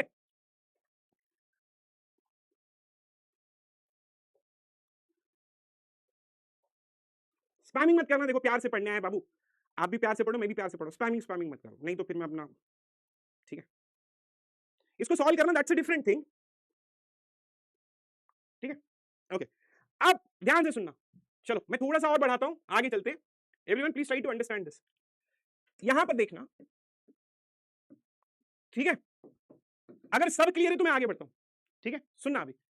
देखो, number of super keys by this, number of super keys by this, और ये इंटरसेक्शन है। हो क्या रहा है, अगर ये A है मेरा और ये मेरा B है, तो जब मैं A को काउंट कर रहा हूं तो ये वाला पार्ट एक बार काउंट कर रहा हूं, ये वाला पार्ट एक बार काउंट कर रहा हूं। जब मैं B को काउंट कर रहा हूं तो ये वाला पार्ट में एक बार काउंट कर रहा हूं, ये वाला पार्ट में एक बार काउंट कर रहा हूं। डबल काउंटिंग कहां हो रही है? डबल काउंटिंग बीच में हो रही है, तो इसलिए मैं A इंटरसेक्शन B को हटा दे रहा हूं, ठीक है, and that will give you the concept of A union B। ठीक है, इसमें कोई प्रॉब्लम नहीं। अब गेम यहां से स्टार्ट होगा, मैं रिपीट नहीं करूंगा अब, ठीक है, अब धीरे धीरे तुम लोग ग्रुप देखोगे मेरा, बस सुनते जाओ। सॉरी फॉर एग्जाम्पल के लिए, ये A1 है, ये A2 है, और ये A3 है। पहले मैं मैथ्स पढ़ा रहा हूं, A1 union A2 union A3। समझो अगर मैंने A1 काउंट किया, ये वाला पार्ट एक बार काउंट हुआ, ये वाला पार्ट एक बार काउंट हुआ, ये वाला पार्ट एक बार काउंट हुआ, ये वाला पार्ट एक बार काउंट हुआ। अब अगर मैं A2 काउंट कर रहा हूं, ये वाला पार्ट मेरा एक बार काउंट हो रहा है, ये वाला पार्ट मेरा एक बार काउंट हो रहा है, ये वाला पार्ट मेरा एक बार काउंट हो रहा है। फिर अगर मैं A3 लेके आ रहा हूं, ये वाला मेरा पार्ट एक बार काउंट हो रहा है, ये वाला दोबारा हो रहा है, ये तिबारा हो रहा है, और ये दोबारा हो रहा है। अब डबल काउंटिंग कहां हुई है? डबल काउंटिंग A1 A2 के पास में हुई है, तो क्या करना पड़ेगा? एक बार निकालना पड़ेगा। तो A1 इंटरसेक्शन A2 मैंने निकाल दिया। अब A1 A2 निकाला तो ये वाला पार्ट एक बार निकला, उसके साथ में ये वाला पार्ट निकल गया। फिर मैं क्या करूंगा, A2 और A3 को निकालूंगा, A2 और A3 को निकालूंगा, सुनना, A2 और A3 को निकालूंगा। अब अगर मैं ये वाला पार्ट निकाल रहा हूं तो ये देखो, ये वाला पार्ट एक बार निकला, उसके साथ में ये बीच वाला पार्ट निकल गया। फिर यहां पर अभी भी डबल काउंटिंग है, तो अब मैं क्या करूंगा, ये A1 इंटरसेक्शन A3 को, ये वाला जो पार्ट था, अच्छा ये तो निकाल दिया, A2 और A3 निकाल दिया मैंने, ठीक है, A2 A3 निकाल दिया। अब ये वाला पार्ट A1 A3 में निकालूंगा। अब अगर A1 A3 निकाल रहा हूं, ध्यान से देखना, ये वाला पार्ट एक बार निकाल रहा हूं, ठीक है, ये वाला पार्ट एक बार निकाल रहा हूं, लेकिन उसके साथ में ये वाला पार्ट भी निकल गया। अब ये बीच वाला गायब हो गया, लेकिन मेरे को डिस्टिंक्ट काउंटिंग करनी है, तो मैं एक बार ऐड करूंगा, and that's how I got this formula which is nothing but A1 intersection A2 intersection and then A3। तो ये वाले को मैं वापस ऐड करूंगा, now everything will become distinct, ठीक है।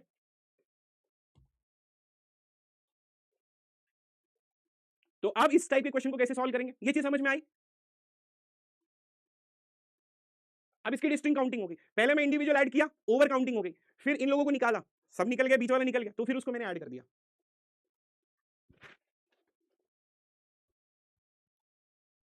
अरे सेट का ही फॉर्मूला है भाई।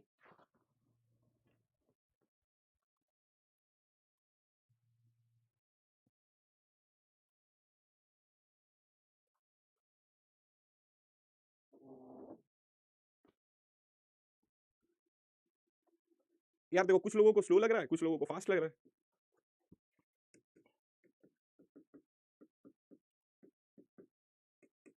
अगर कैंडिडेट की है ए, बी और C, what will be the number of super keys, ये कैसे करोगे सॉल्व।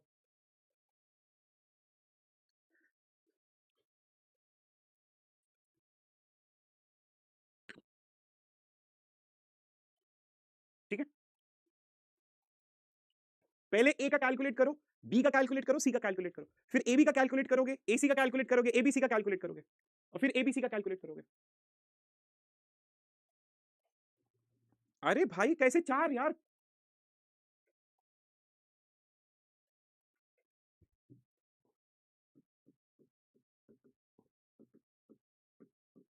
तीन कैंडिडेट की है।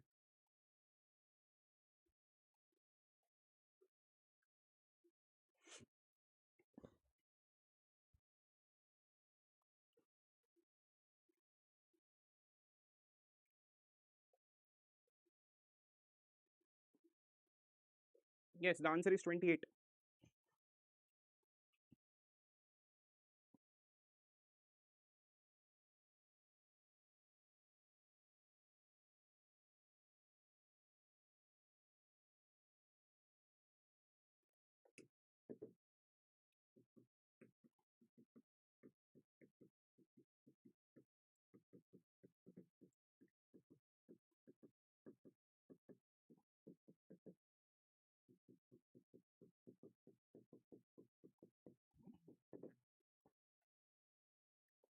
सॉल्व करो, मैं एक मिनट आया बस, यही हूँ।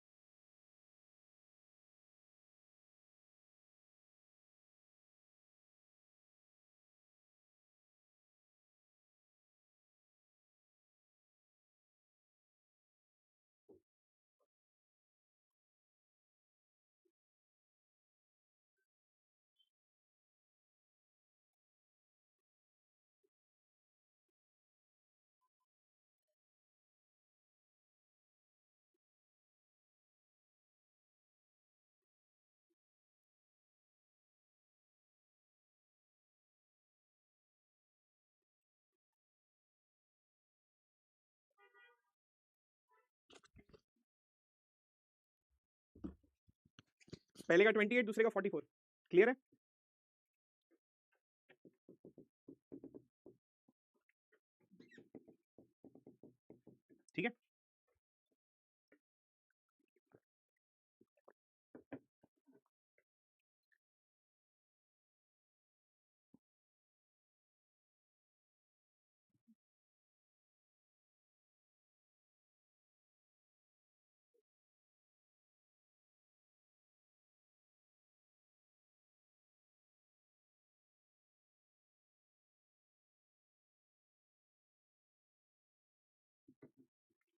डन, ठीक है।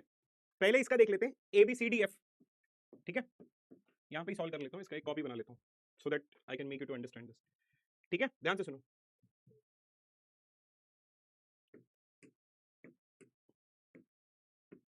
अच्छा वो जो कंफ्यूजन है ना, कंफ्यूजन मत रखना। अगर मैं ये A लिख रहा हूँ, इसका मतलब है number of super keys made by A, ये B हो गया, ठीक है, और ये C हो गया। ये वाला part number of super keys made by AB, number of super keys made by BC, number of super keys made by AC and number of super keys made by ABC। अब total attributes कितने हैं, ठीक है, हमारे पास में 1 2 3 4 और 5। अगर A को हाइड करूंगा तो इसके कितने बनेंगे, 2 पावर 4 बनेंगे। B को हाइड करूंगा तो इसके कितने बनेंगे, 2 पावर 4 बनेंगे। और C को अगर हाइड करूंगा तो इसके भी 2 पावर 4 बनेंगे। फिर अगर मैं AB को हाइड करूंगा तो इसके कितने बनेंगे, 2 पावर 3 बनेंगे सुपर कीज, इसके कितने बनेंगे, 2 पावर 3 बनेंगे। और इसके कितने बनेंगे, इसके भी 2 पावर 3 बनेंगे। और अगर ABC को हाइड करूंगा तो इसके कितने बनेंगे, इसके बनेंगे 2 पावर 2 बनेंगे, ठीक है। इतना क्लैरिटी है, इसके 2 पावर 2 बनेंगे। फिर क्या करना है आपको, पहले इंडिविजुअल ऐड कर लो, 2 power 4 plus 2 power 4 plus 2 power 4, फिर इसको माइनस करो, 2 power 3 minus 2 power 3 minus 2 power 3 and plus 2 power 2, ठीक है। तो 3 times 2 power 4 minus 3 times 2 power 3 and plus 2 power 2, solve, how much you are getting, is it clear everyone?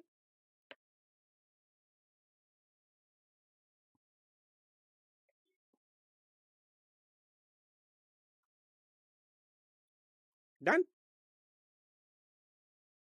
Clear है ना ये?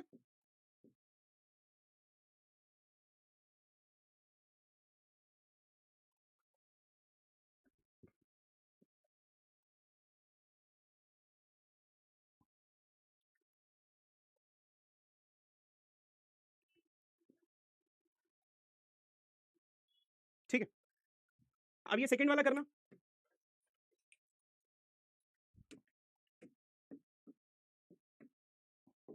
number of super keys made by A, number of super keys made by BC, number of super keys made by CD, number of super keys made by ABC, number of super keys made by BCD, number of super keys made by ACD, and this part is number of super keys made by ABCD, ठीक है। तो ये सिर्फ representation है, मतलब अगर मैं A लिख रहा हूं तो number of super keys made by A, अगर A को हाइड करूंगा कितने एट्रीब्यूट्स आएंगे, 2⁵ आएगा, ठीक है। कितना आएगा, 2⁵ आएगा, ध्यान से सुनते जाना। ये कितना आ जाएगा, ये 2⁵ आ जाएगा। फिर अगर BC है, BC को हाइड करोगे तो कितना आएगा, 2 पावर 4। CD को अगर हाइड करोगे तो कितना आएगा, 2 पावर 4। अगर ABC को हाइड करोगे तो कितना आएगा, ये आएगा इसका 2 पावर 3। अगर BCD को हाइड करोगे तो ये भी आपका आएगा 2 पावर 3।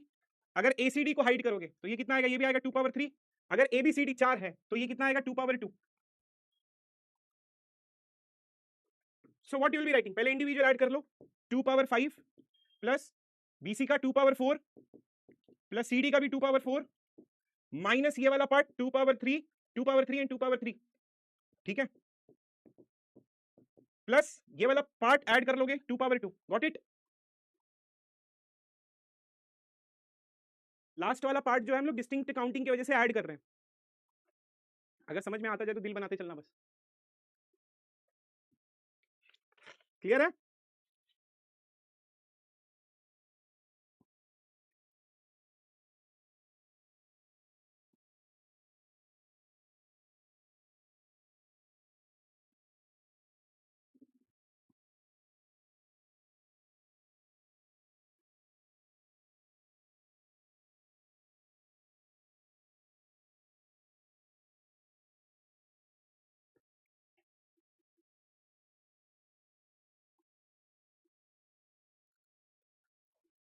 कोई दिक्कत नहीं ना?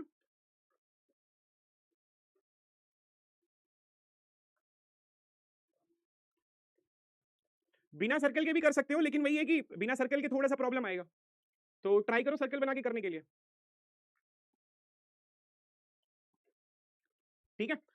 ओके, इस टाइप का क्लियर है सबको, कोई प्रॉब्लम नहीं है ना?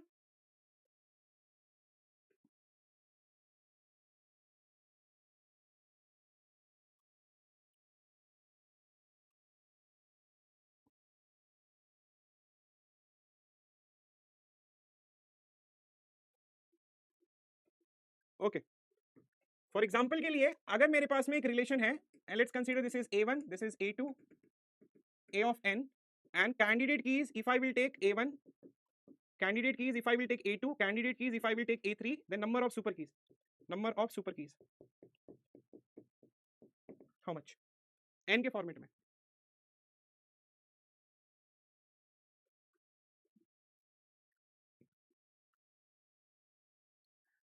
देखो यार 4 वाला तो नहीं आएगा इतना एक्सटेंडेड, लेकिन मतलब I don't want to go into that formula, ठीक है। नंबर ऑफ सुपर कीज इसका कैलकुलेट कर लो।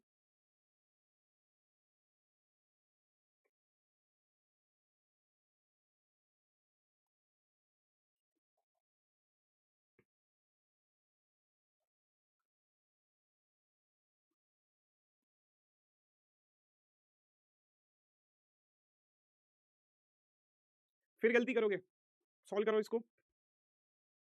नहीं, सब मिस्टेक कर रहे हो। बियॉन्ड बताना भाई।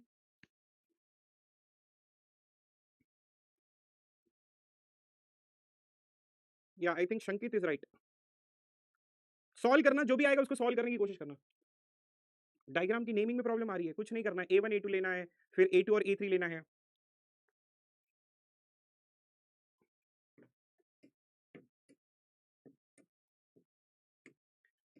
number of super keys made by A1, number of super keys made by A2, number of super keys made by A3, number of super keys made by A1 A2, number of super keys made by A2 A3, number of super keys made by A1 A3, number of super keys made by A1 A2 and then A3। so अगर सिर्फ मैं A1 लूंगा तो ये मेरे को कितना देगा, 2 पावर n माइनस वन, ये मेरे को देगा 2 पावर n माइनस वन, ये भी मेरे को देगा 2 पावर n माइनस वन। फिर उसके बाद में अगर मैं A2 A3 लूं तो 2 पावर n माइनस टू देगा, ये भी मेरे को 2 पावर n माइनस टू देगा, 2 पावर n माइनस टू देगा, और ये वाला 2 पावर n माइनस थ्री दे देगा। So what I will write 2 power n minus one plus 2 power n minus one plus 2 power n minus one minus 2 power n minus to minus 2 power n minus to minus 2 power n minus two and plus 2 power n minus three. So it will B 3 times 2 power n minus one, ठीक है, minus 3 times 2 power n minus two and plus 2 times n minus three. Can you take 2 power n minus three common? अगर 2 power n minus three common लूंगा तो 3 into 2 power 2 आ जाएगा, minus 3 into 2 power 1 आ जाएगा and plus 1। 12 12 में से 6 गया, कितना आएगा, 6 6 और 1 7। So your answer will become 7 into 2 power n minus three. आया समझ में? ये लास्ट वाला पार्ट आया समझ में?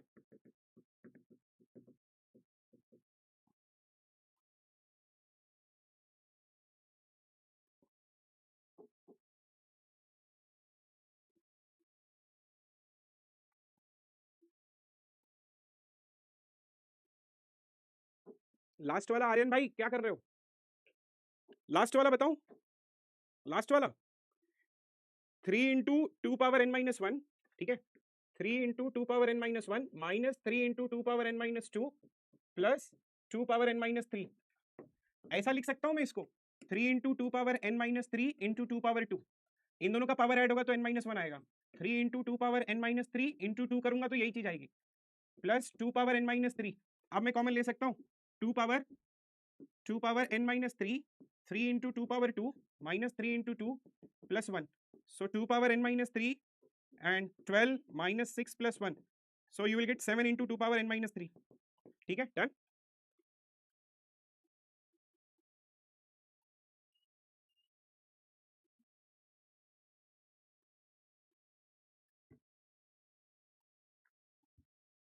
क्लियर है? कोई डाउट नहीं है ना किसी को?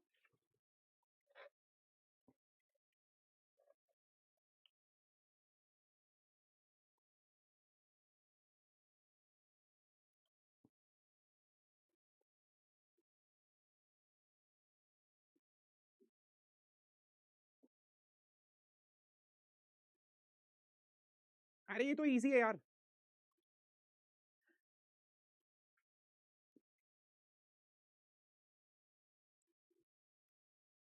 हाउ थ्री केम? अरे भाई ये 3 बार लिखा है इसलिए 3 केम, ये 3 बार लिखा है इसलिए 3 केम। 1 plus 2 plus 3, so 3 into 2 power n minus one, 1 2 and 3 3 into 2 power n minus to.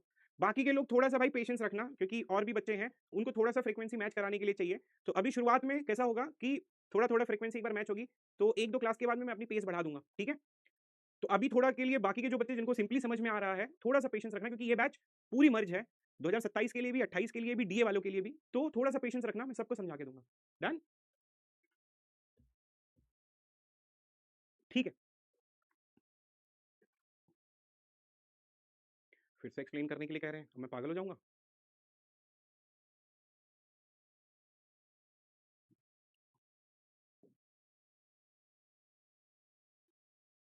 हाँ प्रॉपर नोट्स ही तो मेरा डन है।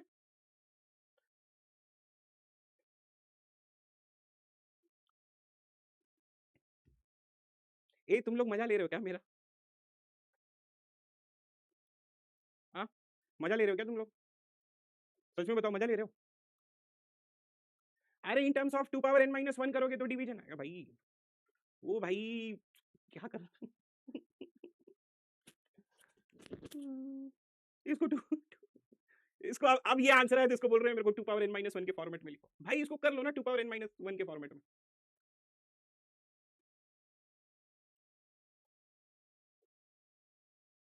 ठीक है, एक क्वेश्चन है, ऐसा क्वेश्चन जो है, this question is totally different, कोई नहीं पढ़ाता ये question, this is important, please try to solve this.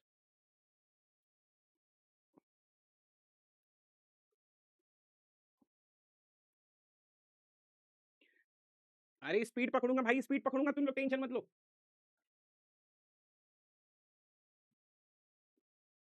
Class कितने में, कौन है ये लड़का जो बार बार पूछ रहा है क्लास कितने बजे तक है? क्लास आपकी है 9 बजे तक। ये तो डीबीएमएस है ही नहीं, मुझे नहीं पता ये डीबीएमएस है या नहीं है, लेकिन इस टाइप के क्वेश्चन गेट में आते हैं तो मैं करवा रहा हूं।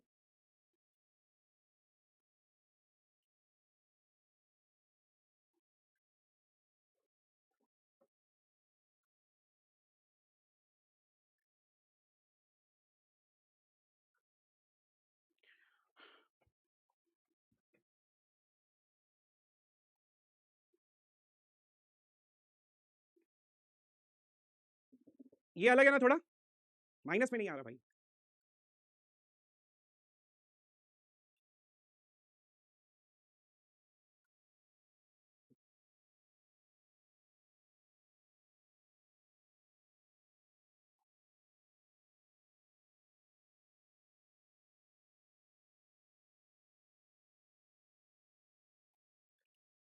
देखो ये क्वेश्चन क्या है, this question is little bit different as compare to the previous one. इस क्वेश्चन में क्या कह रहा है, फॉर एग्जांपल के लिए यहां पर देखो, ठीक है, जैसे ये क्वेश्चन था, एक कैंडिडेट की आपका एसी और दूसरा बीसी है, तो total number of super keys हमको कैलकुलेट करने के लिए कह रहा है। इस क्वेश्चन में total number of super keys already दिया हुआ है, ठीक है। इस क्वेश्चन में let consider there is a relation R, अगर एक एट्रीब्यूट का है, ठीक है, let's consider there are n number of attributes, there are n number of attributes. अगर मेरे पास में कैंडिडेट की सिर्फ अगर एक है तो सुपर कीज कितने बनाऊंगा, 2 पावर n माइनस 1 बनाऊंगा। अगर कैंडिडेट की दो होंगे तो 2 पावर n माइनस 2 बनाऊंगा, और अगर इनका इंटरसेक्शन लिया तो 2 पावर n माइनस 3 हो जाएगा, ठीक है, अकॉर्डिंग टू द डायग्राम, ठीक है। अगर ये हुआ तो what it will become 2 power n minus 1, ठीक है। अगर ये हुआ तो what it will become 2 power n minus 2, what it will become 2 power n minus 3, what I will write it down, I will write it down 2 power n minus 1 plus 2 power n minus 2 minus 2 power n minus 3, total number of super keys कितना है, total number of super keys are 40, take 2 power n minus 3 common, what you will get, you will get 2 power 2 plus 2 minus 1, you will get 40, and then 2 power n minus, this question is little bit different and nobody teaches this kind of question, so please make sure you will get it, ठीक है। अब मजाक बहुत हो गया, ये DBMS है या नहीं है मुझे नहीं पता, लेकिन क्वेश्चन आते हैं गेट में तो सॉल्व करो चुपचाप। 4 और 2 6, 6 में से 1 गया 5, और ये 40, ठीक है। अब क्या होगा, 2 power n minus 3 it is equals to 8, and 2 power n minus 3 it is equals to 2 power 3, so you will write n minus 3 it is equals to 3, so the value of n you will get as a 6, ठीक है, simple है। अब आगे बढ़ता हूं मैं,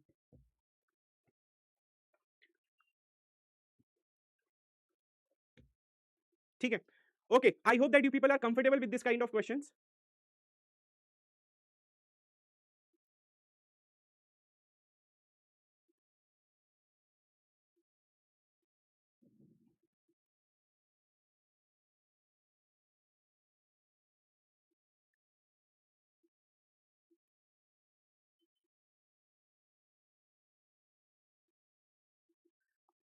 common कैसे ले रहे हो आप लोग, क्या समझ में नहीं आया?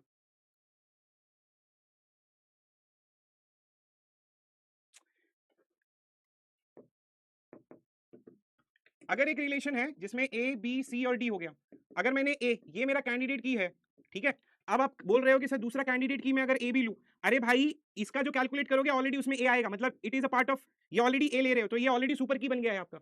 Are you getting my point? So that is why we are going for the different one, that is why we are going for BC. क्योंकि अगर ए आपका कैंडिडेट की, क्योंकि कॉन्सेप्ट अगर देखो दो एट्रीब्यूट होता कि एक दो एट्रीब्यूट का है दूसरा दो एट्रीब्यूट का है, ठीक है, ठीक है, एक एक ए बी है और दूसरा बीसी है, तब मैं बोलता कि हाँ ठीक है, तब दिक्कत, तब आप सही बोल रहे होंगे। लेकिन अगर ऑलरेडी एक में की लिया हूं तो दूसरा अगर आप लोगे तो ये ऑलरेडी आपका सुपर की बन रहा है, मतलब इसके साथ में कोई दूसरा लोगे तो आपके पास ऑप्शन, क्योंकि ऑलरेडी सुपर की बन रहा है, which will be included by this, so there is no need to take A B, so that is why we will be taking BC. Now you can get your answer, समझा?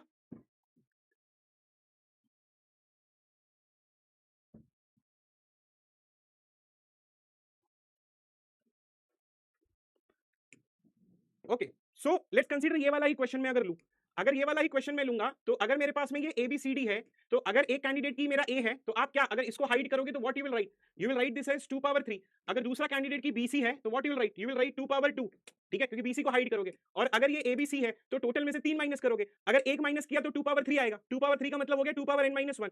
अगर BC है तो ये क्या लिखोगे, 2 power n minus 2 लिखोगे, और ये अगर है तो 2 पावर n माइनस 3 लिखोगे। वही चीज तो मैंने लिखी है, क्यों नहीं समझ में आ रहा आप लोगों को? अगर एक कैंडिडेट की लिखा है तो 2 पावर n माइनस 1 हो गया, दूसरा कैंडिडेट की लिखा तो 2 पावर n माइनस 2 हो गया, ठीक है। अब प्रॉब्लम ये है, आप बोल रहे हो कि सर ये वाला अगर a1 है और ये अगर a1 a2 है, अरे भाई ये a1 ऑलरेडी कैंडिडेट की है तो इसी a1 में a1 a2 भी आएगा ना, वही तो काउंट कर रहे हैं, तो अलग से a1 a2 लेने की क्या जरूरत है? So it has to be the different candidate key, so it will become the a2 and a3, ये a2 और a3 होगा, तो a1 के लिए 2 पावर n माइनस 1 हो गया और ये 2 हो गया तो 2 पावर n माइनस 3, उसके बाद में a1 a2 और ये a3 उसके हिसाब से 2 पावर n माइनस 3 हो गया, तो इसको ऐड किया, ये आपका a1 है और ये आपका a2 और a3 है, फिर ये क्या बन जाएगा, a1 बन जाएगा, a2 बन जाएगा और a3 बन जाएगा। सो 2 पावर n माइनस 1, ये 2 है तो 2 पावर n माइनस 2 और ये 3 होगा तो 2 power n minus 3। So based on that if you calculate, बाकी का बेसिक मैथमेटिक्स है, कम ऑन, ऐसा क्या कर रहे हो आप?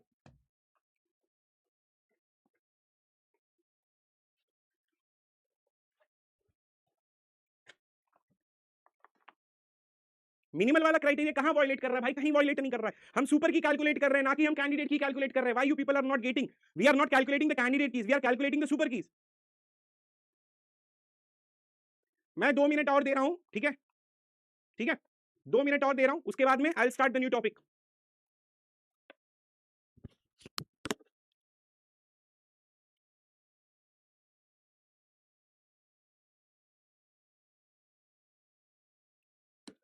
इसको ठीक है पूरा देख लो एक बार, बताओ।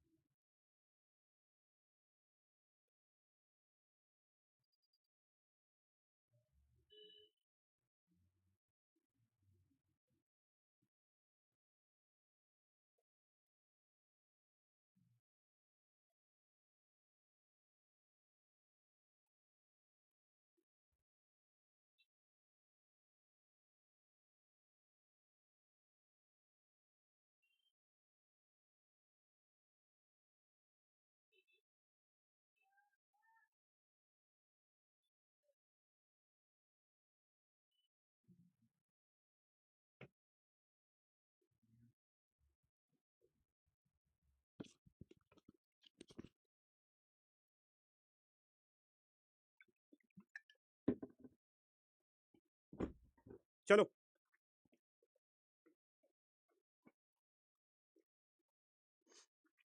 अरे बहुत हो गया, अभी अभी अभी तुम लोग मेरा असली रूप देखोगे, बहुत हो गया, अब आगे पढ़ो। चलो, now we are starting the next concept. Pace slow था, अब पेस बढ़ाते हैं। Now we are going for a foreign key. Foreign key is also called as a referential integrity constraint. Foreign key is basically used to map the two tables, or it is used to maintaining the two relationship tables. Foreign key is basically maintained by two tables, or foreign key is a set of attributes which is pointing it out or referencing to either primary key or alternate key. So foreign key can be a null, or it can allow the duplicate values, which is related to that. Now the foreign keys, which is if it is referring to primary key, then foreign key table is called as a referencing table, or it is called as a child table, or the primary key, which is nothing but called as a reference table, or which is called as a reference attributes, or it is called as a parent table. So basically it is used to map the two relationship tables into that. थोड़ा slow,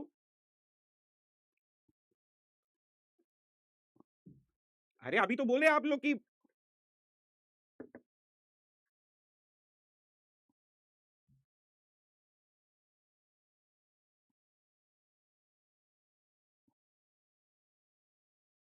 आप शांत रहो, कोई भी comment नहीं करेगा। Foreign की का कॉन्सेप्ट स्टार्ट कर रहा हूं, फॉरेन की का भी कॉन्सेप्ट, मतलब बाकी के सारे की का कॉन्सेप्ट क्लियर हो गया, अब फॉरेन की का हमारा कॉन्सेप्ट हम लोग जाएंगे और इसको पढ़ने की कोशिश करेंगे। अभी फॉरेन की क्या कहता है, फॉरेन की, अब एवरीवन प्लीज लिसन केयरफुली, अब कुछ मत, ठीक है, स्लो कर रहा हूं। Foreign key, it is used to, ठीक है, ये एक कंस्ट्रेंट मेंटेन करता है जिसको हम लोग रेफरेंशियल, ठीक है,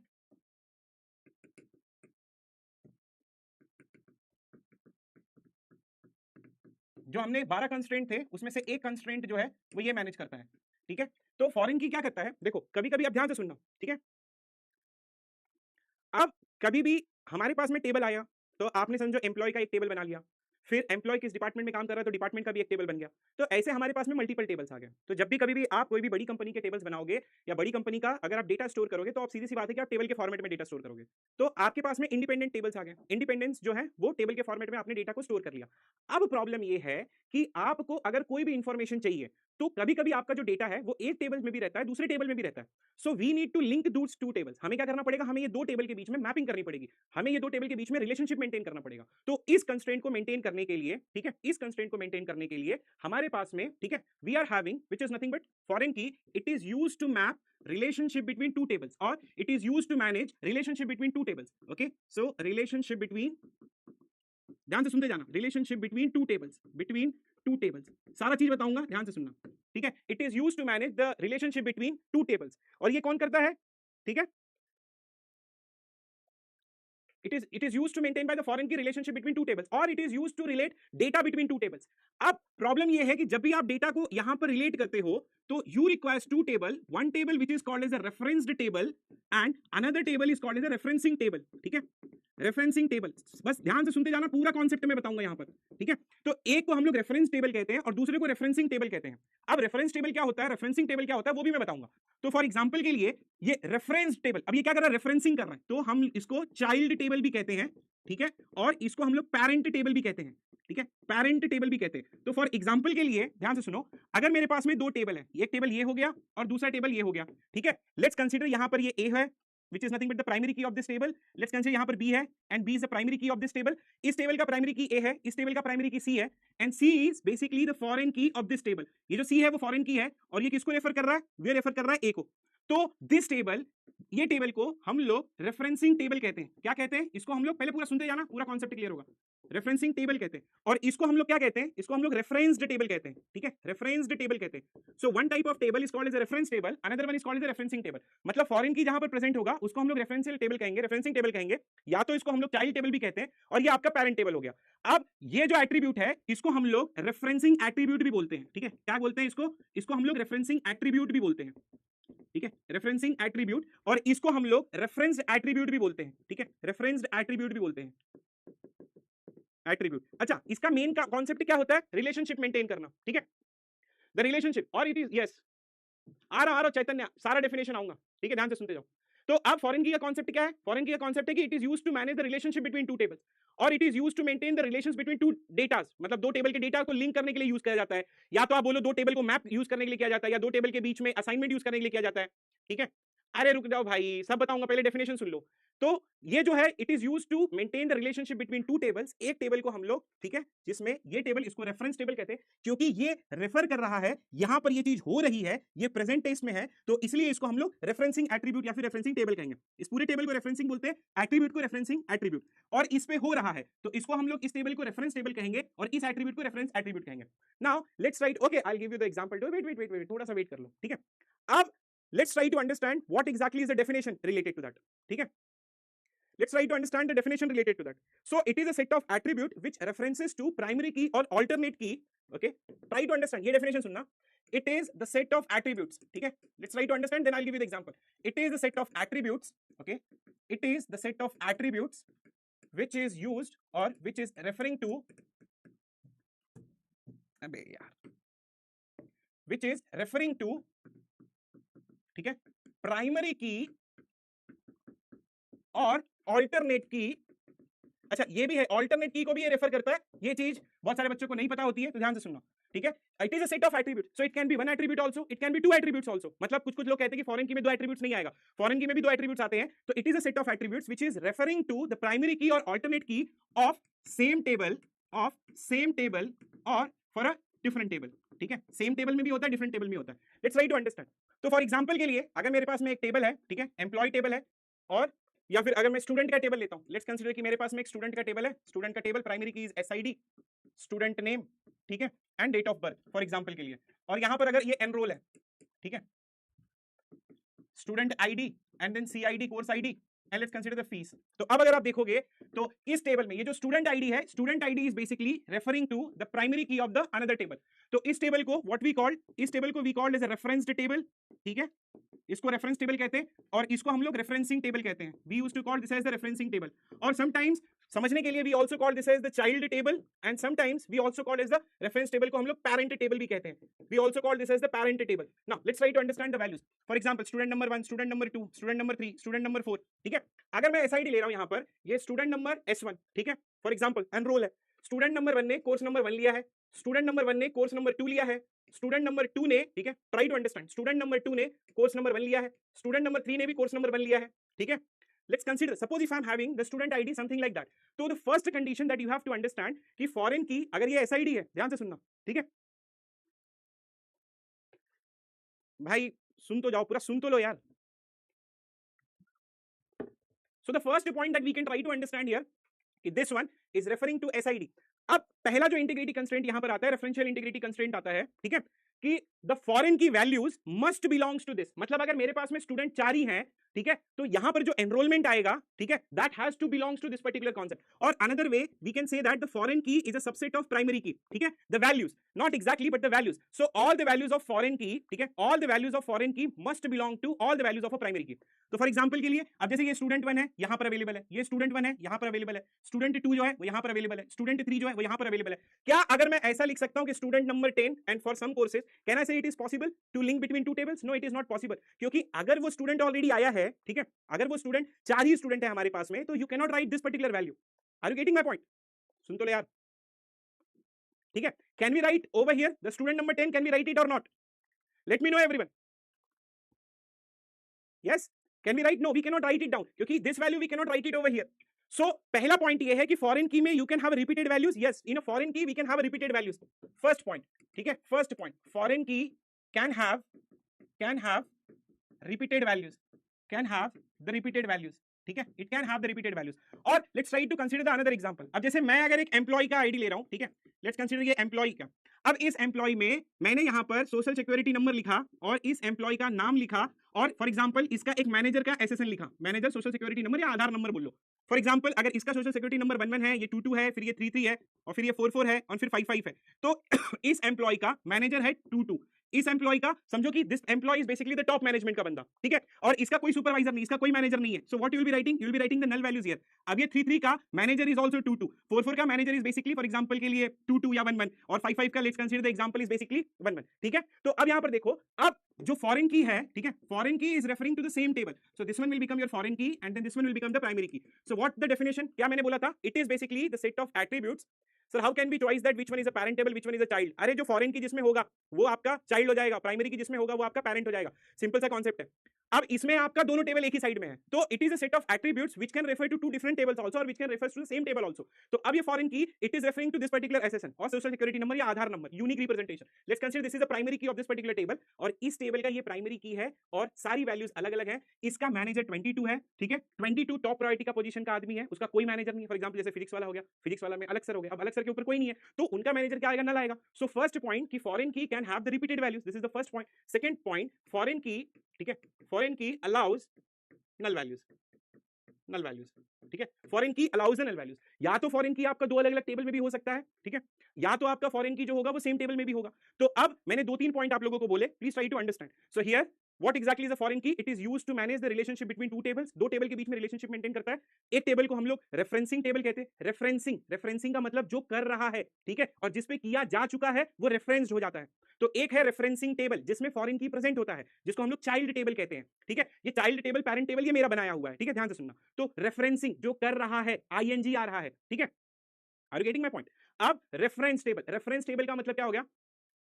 आ रहा हूं, अल्टरनेट की वाले इस पे भी आ रहा हूं। पहले मेरे को 10-15 मिनट एक्सप्लेनेशन देने दो, उसके बाद में मैं बताऊंगा। रेफरेंसिंग पहले पूरा सुन लो पहले। रेफरेंसिंग जो कर रहा है मतलब चाइल्ड टेबल जिसमें फॉरेन की आपका प्रेजेंट हो गया। सेम अभिनव, रेफरेंसिंग और रेफरेंस उस टाइम पे एक ही टेबल होगा आपका। अब रेफरेंस टेबल जिस पे किया जा रहा है। अब अगर कॉन्सेप्ट ये है कि अगर एक ही टेबल होगा तो एक ही टेबल ही आपका चाइल्ड भी हो गया और पेरेंट भी हो गया। हाँ, उसमें रेफरेंसिंग एट्रीब्यूट और रेफरेंस्ड एट्रीब्यूट अलग अलग होंगे, ठीक है। My connection was lost. Can you please repeat? Okay, I'm repeating. Don't worry. Foreign key, which is used to manage the relationship between two tables.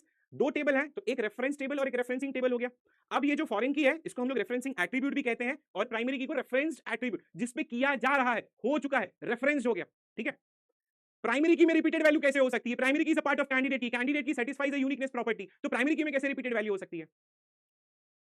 अच्छा, अगर ये नहीं दिया होगा कि कौन सा रेफरेंसिंग है, कौन सा रेफरेंस है, तो उसके लिए प्राइमरी की और फॉरेन की दिया होगा। तो फॉरेन की जिसमें होगा वो आपका रेफरेंसिंग होगा, ठीक है। ओके, सो अब इसकी डेफिनेशन हम लोग पढ़ते हैं। डेफिनेशन क्या कहता है? It is a set of attributes which is referring to primary key और sometimes also called as alternative keys of same table और डिफरेंट टेबल। तो ये वाला कॉन्सेप्ट तो समझ में आ गया होगा कि सेम टेबल पे भी मैंने एग्जांपल दिया और डिफरेंट टेबल का भी मैंने एग्जांपल दिया। अब पॉइंट ये आता है कि अगर अल्टरनेट कीज पे कैसे करते हैं, उसका भी मैं आपको जो है वो एग्जांपल लेता हूं। Please try to understand.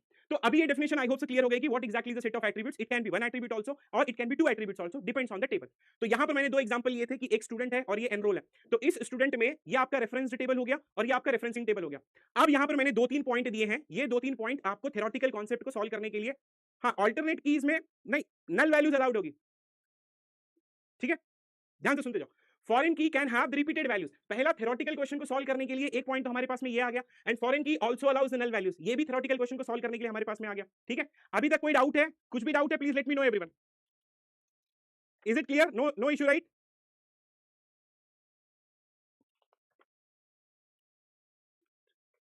ठीक है। अब देखना, एक और पॉइंट दूंगा, that is also very very important. अब जैसे अगर मेरे पास में ये S1 है, S1 is map to this S1, S1 is map to this S1, ये S2 यहां पर मैप है और फिर ये S3 यहां पर मैप है। Please try to understand this point, ठीक है।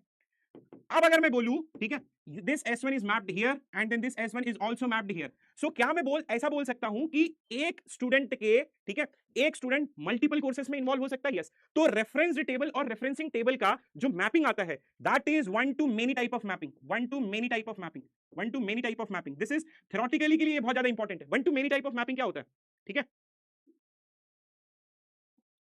या it is like a parent and children hierarchy, ठीक है। तो स्टूडेंट और ये मैपिंग, यहां पर ध्यान से सुनना कि अगर मेरे पास में ये वन है, मतलब एक student can take a multiple courses here, getting my point, one student can take a multiple courses, ठीक है। I hope so you people are getting, ठीक है। अभी तक कोई डाउट किसी को? क्लियर है, नहीं क्लियर है? बताते चलना फटाफट।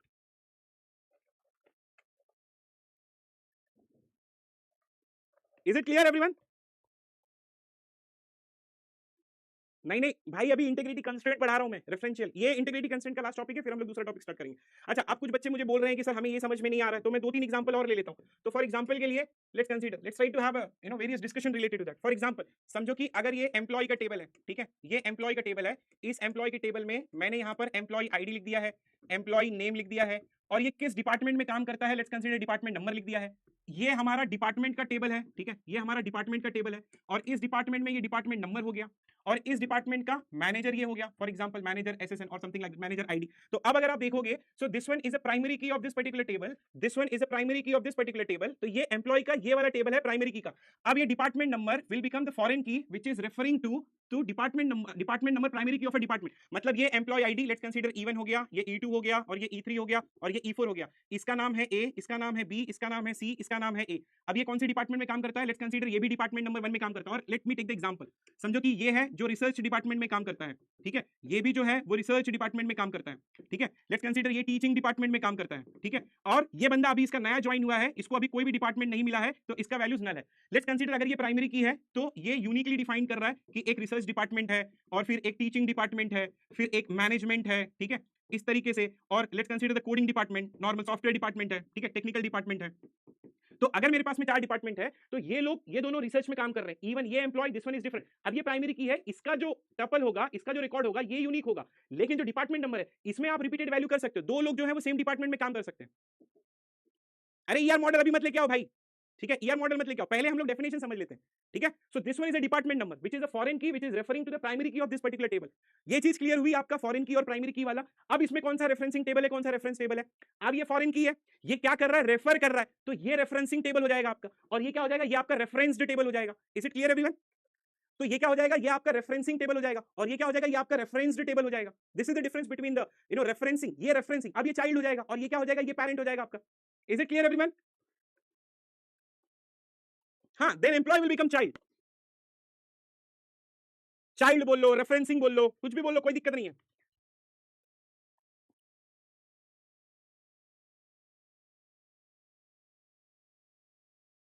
Is it clear?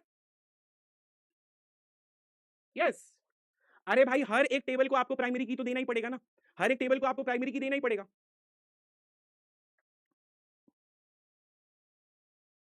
प्राइमरी की देखो, प्राइमरी की में नल वैल्यूज कैसे आएगी? प्राइमरी की का कॉन्सेप्ट ही यही है कि primary key does not allow null value, primary key does not allow null value, ठीक है। ये चीज आप क्यों नहीं समझ रहे हो? प्राइमरी की, ठीक है, इसका मतलब no null values, no null values. अब मेरा कॉन्सेप्ट ये है कि अगर मैं फॉरेन की लिख रहा हूं, तो क्या मैं लिख सकता हूं, foreign key it allows null values, it allows null values, foreign key can allow null values. अब ये देखना, जैसा कि मैंने आपको बोला कि ये जो एम्प्लॉय है, ये अभी ज्वाइन किया है, हाँ, अल्टरनेट की को भी रेफर कर सकता है। तो अब ये E4 वाला जो है, इसने अभी ज्वाइन किया, अगर ये अभी ज्वाइन करेगा, then we can say that कि इसको कोई डिपार्टमेंट नहीं मिला। अगर इसको डिपार्टमेंट नहीं मिला, तो what should be the writing the value? Unknown value है, अननोन के लिए नल। So foreign key can have the repeated value. अब ये देखना, research department research repeated value हो गई है, नल वैल्यूज भी असाइन कर सकता है। तो अभी तक इसका जो भी थियोरेटिकल चीज था, वो मैंने आपको एक्सप्लेन कर दिया है। Foreign key it is a set of attributes which is referring to the other table और विद द सेम टेबल, और it is referring to primary key और अल्टरनेटिव की ऑफ अ सेम टेबल और अ different table. जो करता है उसको referencing कहते हैं, ठीक है। यस, अरे ये चीज लिखा ना, every value of foreign key must be in a primary की। मतलब फॉरेन की वैल्यू कहां से उठा के लाओगे? फॉरेन की वैल्यू आप जो है वो प्राइमरी की से ही उठा के लाओगे। तो all the values of foreign key must belongs to the values of your primary key. All the values of foreign key must belongs to, except null, null को छोड़ के। Yes, yes, every values of foreign key और every record of foreign की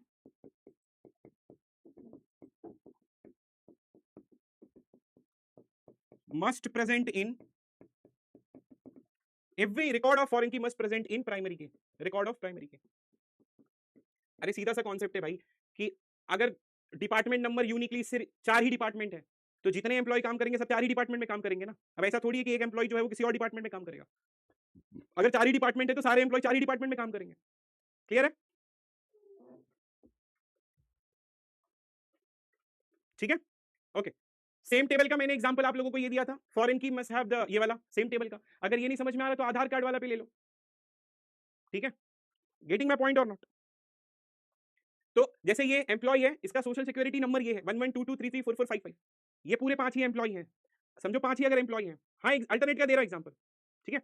अब इसका manager 22 है, इसका कोई मैनेजर नहीं है, टॉप का बंदा है, इसका मैनेजर भी 22 है, ये दोनों का मैनेजर 22 है, 44 का मैनेजर 11 है, 55 का मैनेजर 11 है।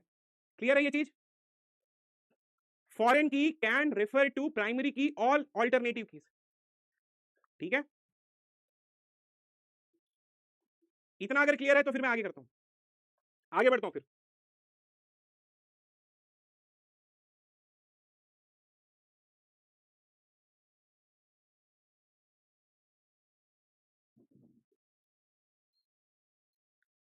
ठीक है, for example, let's consider there is a table.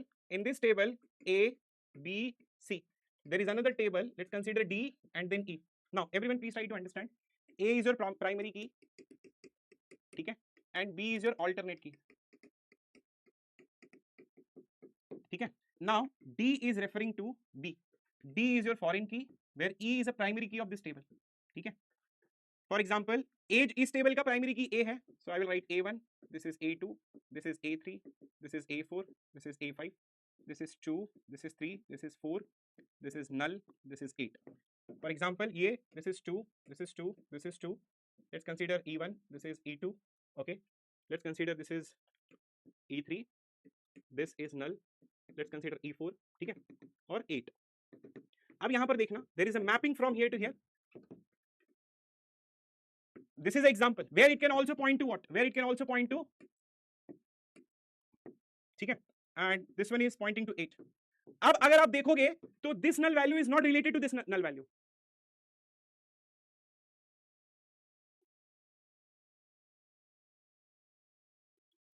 क्या खिचड़ी हो गया भाई अंशुल भाई, क्या दिक्कत है? 9 बजे तक चलेगी.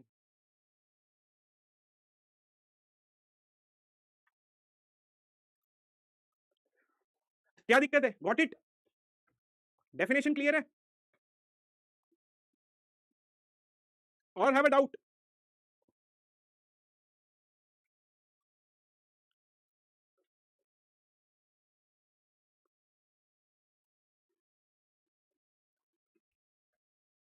Two null values, they are not related to each other. This value is not related to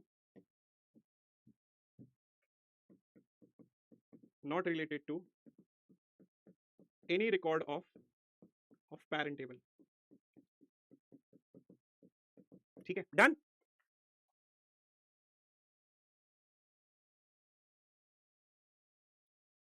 Yes, it can refer to alternate keys. समझ में आया, क्लियर है या फिर डाउट है? बताते चलना.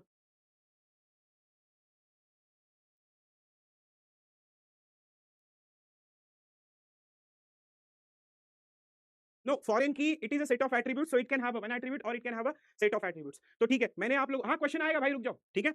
What I told you, ठीक है, it is the set of attributes which is referring to primary key or alternative key of a same table or a different table. ठीक है, उसके लिए फिर मैंने एक एग्जांपल ये दिया था कि डिफरेंट टेबल के लिए भी होगा and relationship will be one to many. मतलब एक चीज है, you can have a multiple instance और multiple values of this same table के लिए. मैंने आपको ये वाला एग्जांपल दिया था मैनेजर का, और फिर मैंने अभी जो है वो एग्जांपल आपको ये वाला दिया कि foreign key can also refer to alternatives key. For example, अगर समझो एम्प्लॉय आईडी है और पासपोर्ट नंबर है, तो पासपोर्ट इस बंदे का नहीं बना हुआ है और this one is referring to the passport. So अगर कहीं पर भी नल होगा तो ये वाला जो चीज है, ये वाला will not be referring to any values of this passport number. ठीक है, क्या नहीं समझ में आ रहा अर्पित भाई? Foreign key is a subset of primary key और रेफरेंस की. तुम लोग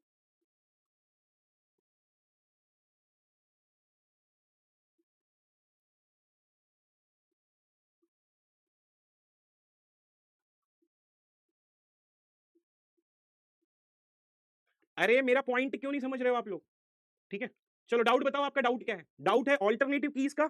अब आपका, ठीक है, मैं आपका डाउट भी ले लेता हूं, ठीक है, फॉर एग्जांपल के लिए.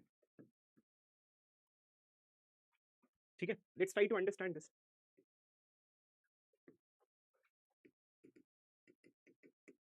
एम्प्लॉय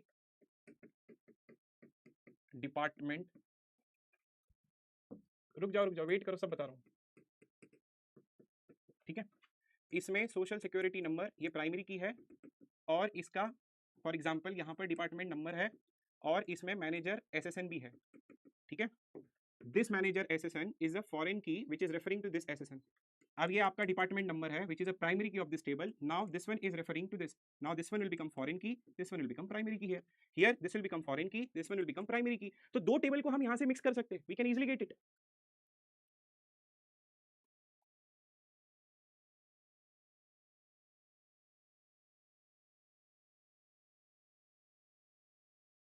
ठीक है,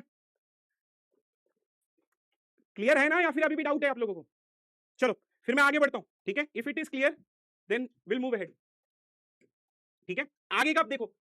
अब इसके आगे तो थोड़ा और भी है, तो please try to listen everyone. समझो कि अगर ये स्टूडेंट का टेबल है और इस स्टूडेंट के टेबल में ये एसआईडी हो गया, ये एस नेम हो गया, ये डेट ऑफ बर्थ हो गया, और यहां पर मैं अगर एनरोल कर रहा हूं, ठीक है, तो यहां पर स्टूडेंट आईडी लिख दिया, कोर्स आईडी लिख दिया और फीस लिख दिया. ठीक है, फॉरेन की क्लियर है ना? ठीक है, चलो अब आगे बढ़ता हूं. अब जैसे एग्जांपल के लिए प्लीज थोड़ा सा ना आप लोग ध्यान दोगे ना, समझ में आएगा. आदित्य भाई क्या दिक्कत है आपको? कोर्स स्टूडेंट आईडी S1, फिर ये S2, फिर ये S3, फिर ये S4 और फिर ये S5. ठीक है, यहां पर देखना student ID S1 course ID 1 और 1 लिया है. स्टूडेंट नंबर 2 ने कोर्स नंबर 1 लिया है, स्टूडेंट नंबर 2 ने भी कोर्स नंबर 2 लिया है. स्टूडेंट नंबर 3 जो है वो क्या करेगा, फॉर एग्जांपल कोर्स नंबर 3 लिया है. अब यहां पर देखना, एवरीवन प्लीज लिसन केयरफुली. ये आपका SID is a foreign key which is referring to, ठीक है, primary key of this table. ये क्या है? ये प्राइमरी की है यहां पर. ठीक है, और ये क्या है? ये फॉरेन की है. ये आपका रेफरेंसिंग टेबल हो गया, ठीक है, रेफरेंसिंग टेबल हो गया, या तो चाइल्ड टेबल हो गया, ठीक है, चाइल्ड टेबल हो गया, और ये क्या हो गया, ये रेफरेंस्ड टेबल हो गया, ये रेफरेंस्ड टेबल हो गया, और ये पैरेंट टेबल हो गया, ये पैरेंट टेबल हो गया।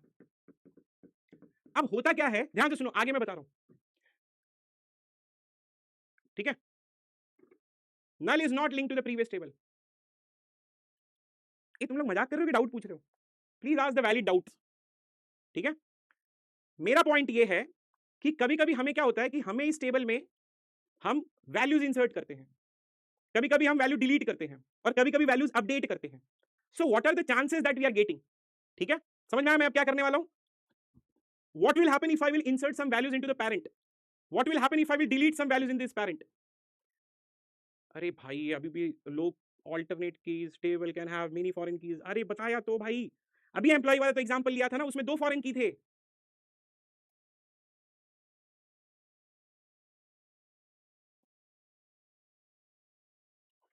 ठीक है, स्टूडेंट नंबर 1 ने कोर्स नंबर 1 लिया है, स्टूडेंट नंबर 2 ने कोर्स नंबर 2 लिया है, ठीक है, ध्यान से सुनते जाओ, कोर्स नंबर 2 लिया है।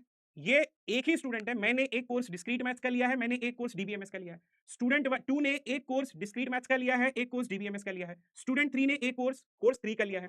अब अगर मैं इसकी लिंकिंग देखता हूं तो this S1 is link to this S1 is link to this S2, ठीक है, ध्यान से सुनते जाओ, this S2 linked here, this S2 linked here, now S3 will be linked here. अब मैं क्या बोल रहा हूं, ठीक है, okay, now let's try to understand. अब अगर मैं पैरेंट टेबल में, ठीक है, ये मेरा पैरेंट टेबल है, पैरेंट टेबल में what I will do, first I will try to insert the values, ठीक है, इंसर्ट द वैल्यूज किसमें, पैरेंट में, and then I will try to delete the values, ठीक है, I will try to delete the values, and then I will try to update the values. अब इस पे क्या क्या गेम होता है वो जरा सुनने की कोशिश करते हैं, ठीक है। First, what will happen if I will insert some values into the parent table,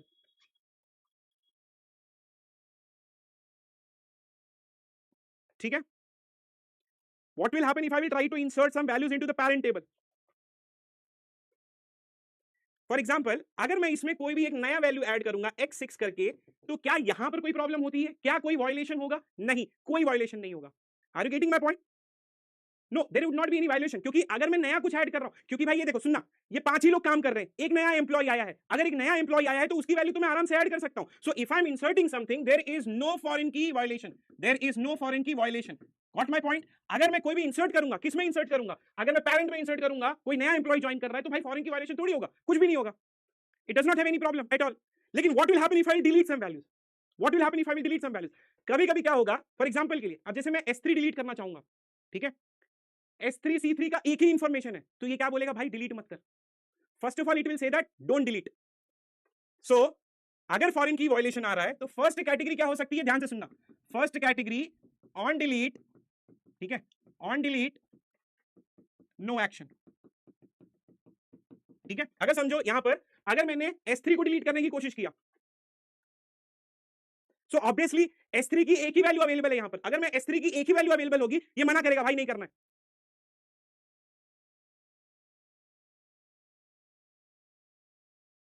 ठीक है, समझ में आया? सो एक तरीका ऐसा हो सकता है कि ये मना करेगा, so there is a foreign key violation and it will not allow to delete the record of the this particular referenced table और पैरेंट टेबल। क्लियर? एक एक पॉइंट समझते जाना। डन है? सबको डन है? So first property, on delete there is no action, so it will not allow to delete the values. Second property is second type of violation कि on delete, ठीक है, ध्यान से सुनना। अब मेरा एक बात सुनना, समझो कि अगर कोई बंदा एक ब्लॉगिंग करता है, ठीक है, और उसने टेबल मेंटेन किया है, और comment is basically the foreign key which is related to blog, ठीक है, हाँ, if there is more than one record.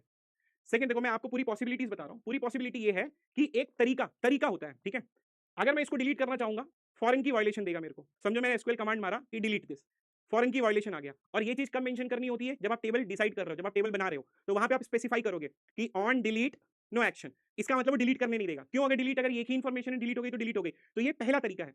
दूसरा तरीका क्या है कि समझो अगर मैं ये S2 की वैल्यू को डिलीट करता हूं, ठीक है, ये S2 की, अब ये एम्प्लॉय या फिर ये स्टूडेंट जा रहा है छोड़ के, ठीक है, कॉलेज ही छोड़ दिया, अगर मैं इसकी वैल्यू को डिलीट करता हूं तो इससे रिलेटेड जितनी वैल्यूज होंगी वो सारी की सारी वैल्यूज डिलीट हो जाएंगी। इसको हम क्या कहते हैं? On delete cascade. What my point? Yes और नो? ठीक है, तो this is the second type of property, on delete cascade.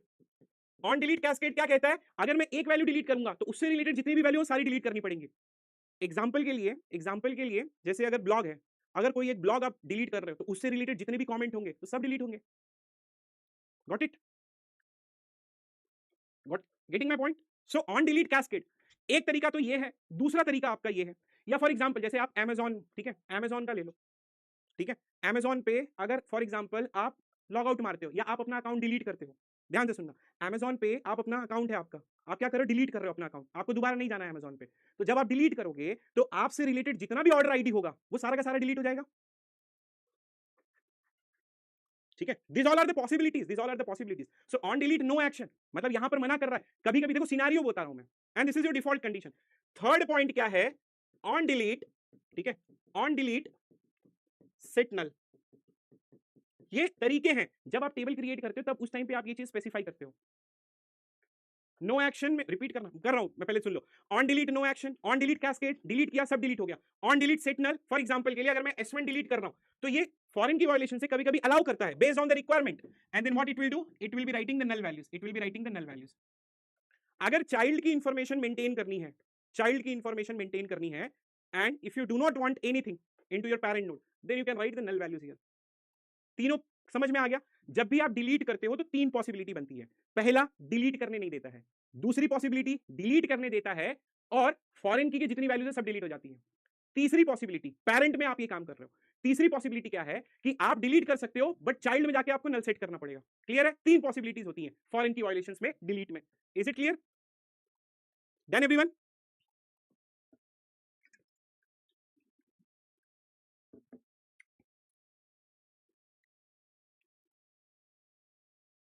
If it is not connected then you can delete it, no problem. मतलब अगर कुछ मतलब ही नहीं है तो ठीक है, वो एम्प्लॉय छोड़ के गया, अगर वो भाई मैपिंग ही नहीं है तो डिलीट करो, क्या प्रॉब्लम है आपको? Got it?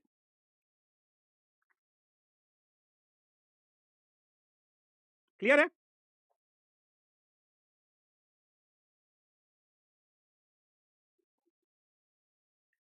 Yes, you can customize the foreign key violation.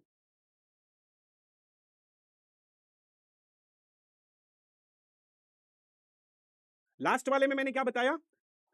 आप डिलीट कर सकते हो बट वहां पर कंडीशन क्या है? You have to put the set the null values.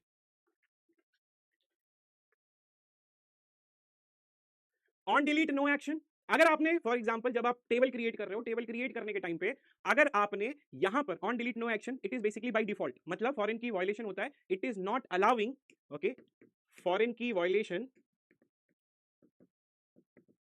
ठीक है, वायलेशन नॉट अलाउिंग, ठीक है, deletion of referenced records, referenced record, referenced record, ठीक है, ये मना कर देता है। कौन मना करता है? फॉरेन की वायलेशन मना करता है। बेसिकली जब आप टेबल बनाते हो तो उस टेबल के टाइम पे आप ये चीज लिख देते हो कि भाई फॉरेन की ये प्रॉपर्टी होनी चाहिए, ठीक है, फॉरेन की वायलेशन हुआ तो ये प्रॉपर्टी होनी चाहिए।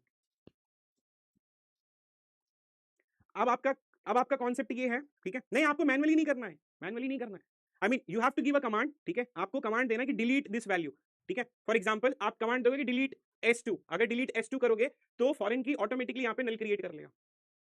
ये तीन प्रॉपर्टी होती है। सेम अपडेट का भी सेम तीन प्रॉपर्टी, ऑन अपडेट, ठीक है, नो एक्शन, पहले तो अपडेट करने नहीं देता है, ठीक है, या तो ऑन अपडेट अगर फॉरेन की वायलेशन हुआ, कैस्केड मतलब बाकी की सारी वैल्यूज जो है वो भी अपडेट करवा देता है, ठीक है, and on update it is totally based on the requirement, ठीक है, it is totally based on the requirement, ठीक है। ये समझ में आया आपको किसका? पेरेंट का।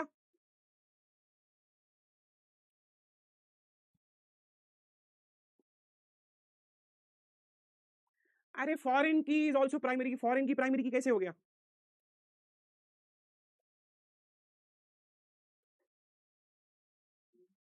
क्लियर है सबको?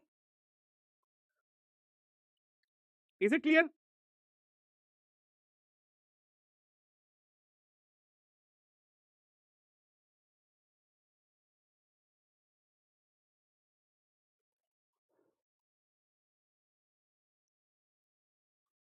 नो एक्शन मतलब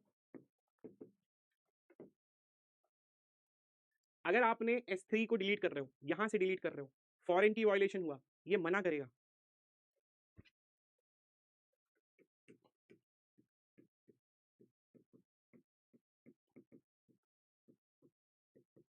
हिंदी में क्यों लिख रहा हूं मैं? पेरेंट टेबल में मना करेगा, मत डिलीट कर, मत डिलीट कर।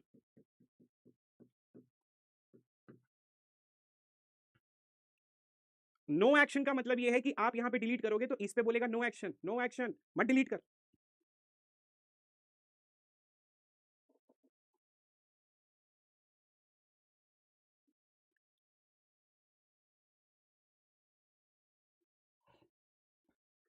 देखो ये डिपेंड करता है कि हम कैस्केड कब यूज करते हैं, ये डिपेंड करता है कि हम सेट नल कैसे यूज करते हैं। ठीक है, ये टोटली रिक्वायरमेंट के ऊपर है। जैसा कि मैंने आपको अमेजन वाला एग्जांपल दिया, आप अपना अकाउंट डिलीट कर रहे हो तो वो क्या करेगा, आपका सारा वैल्यू डिलीट कर देगा। तब आप उस टाइप पे क्या लिखोगे, ऑन डिलीट कैस्केड। ये totally based on the requirement है। ठीक है, चलो ठीक है यार, तुम लोग भी थक ही गए हो। ठीक है, मैं आई स्टॉप इट टुडे। ठीक है, I give a summary of, वैसे मैंने, ये गेट का क्वेश्चन है, ये होमवर्क है, कर लेना। ऑन डिलीट कैस्केड है, ये वाला क्वेश्चन कर लेना, ये वाला नहीं आएगा तो ये हटा दे रहा हूं मैं। ठीक है, वो कर लेना। मैं आपको समरी दे देता हूं, मैंने आपको कैंडिडेट की पढ़ाया, मैंने सुपर की पढ़ाया, प्राइमरी की पढ़ाया, ऑल्टरनेट की पढ़ाया, फॉरेन की मैंने आपको पढ़ाया। कल मिलते हैं, ठीक है। ठीक है, ओके, नो प्रॉब्लम। कल मैं वापस ये डिलीशन वाला ले लूंगा। ठीक है, चलो कल मिलते हैं, no problem. Okay, thank you so much. कल कल कल एग्जाम्पल ले लेते हैं। Thank you so much. I hope आप लोगों को समझ में आया। ठीक है, see you tomorrow and will try to understand tomorrow. ठीक है एवरीवन, चलो बाय बाय।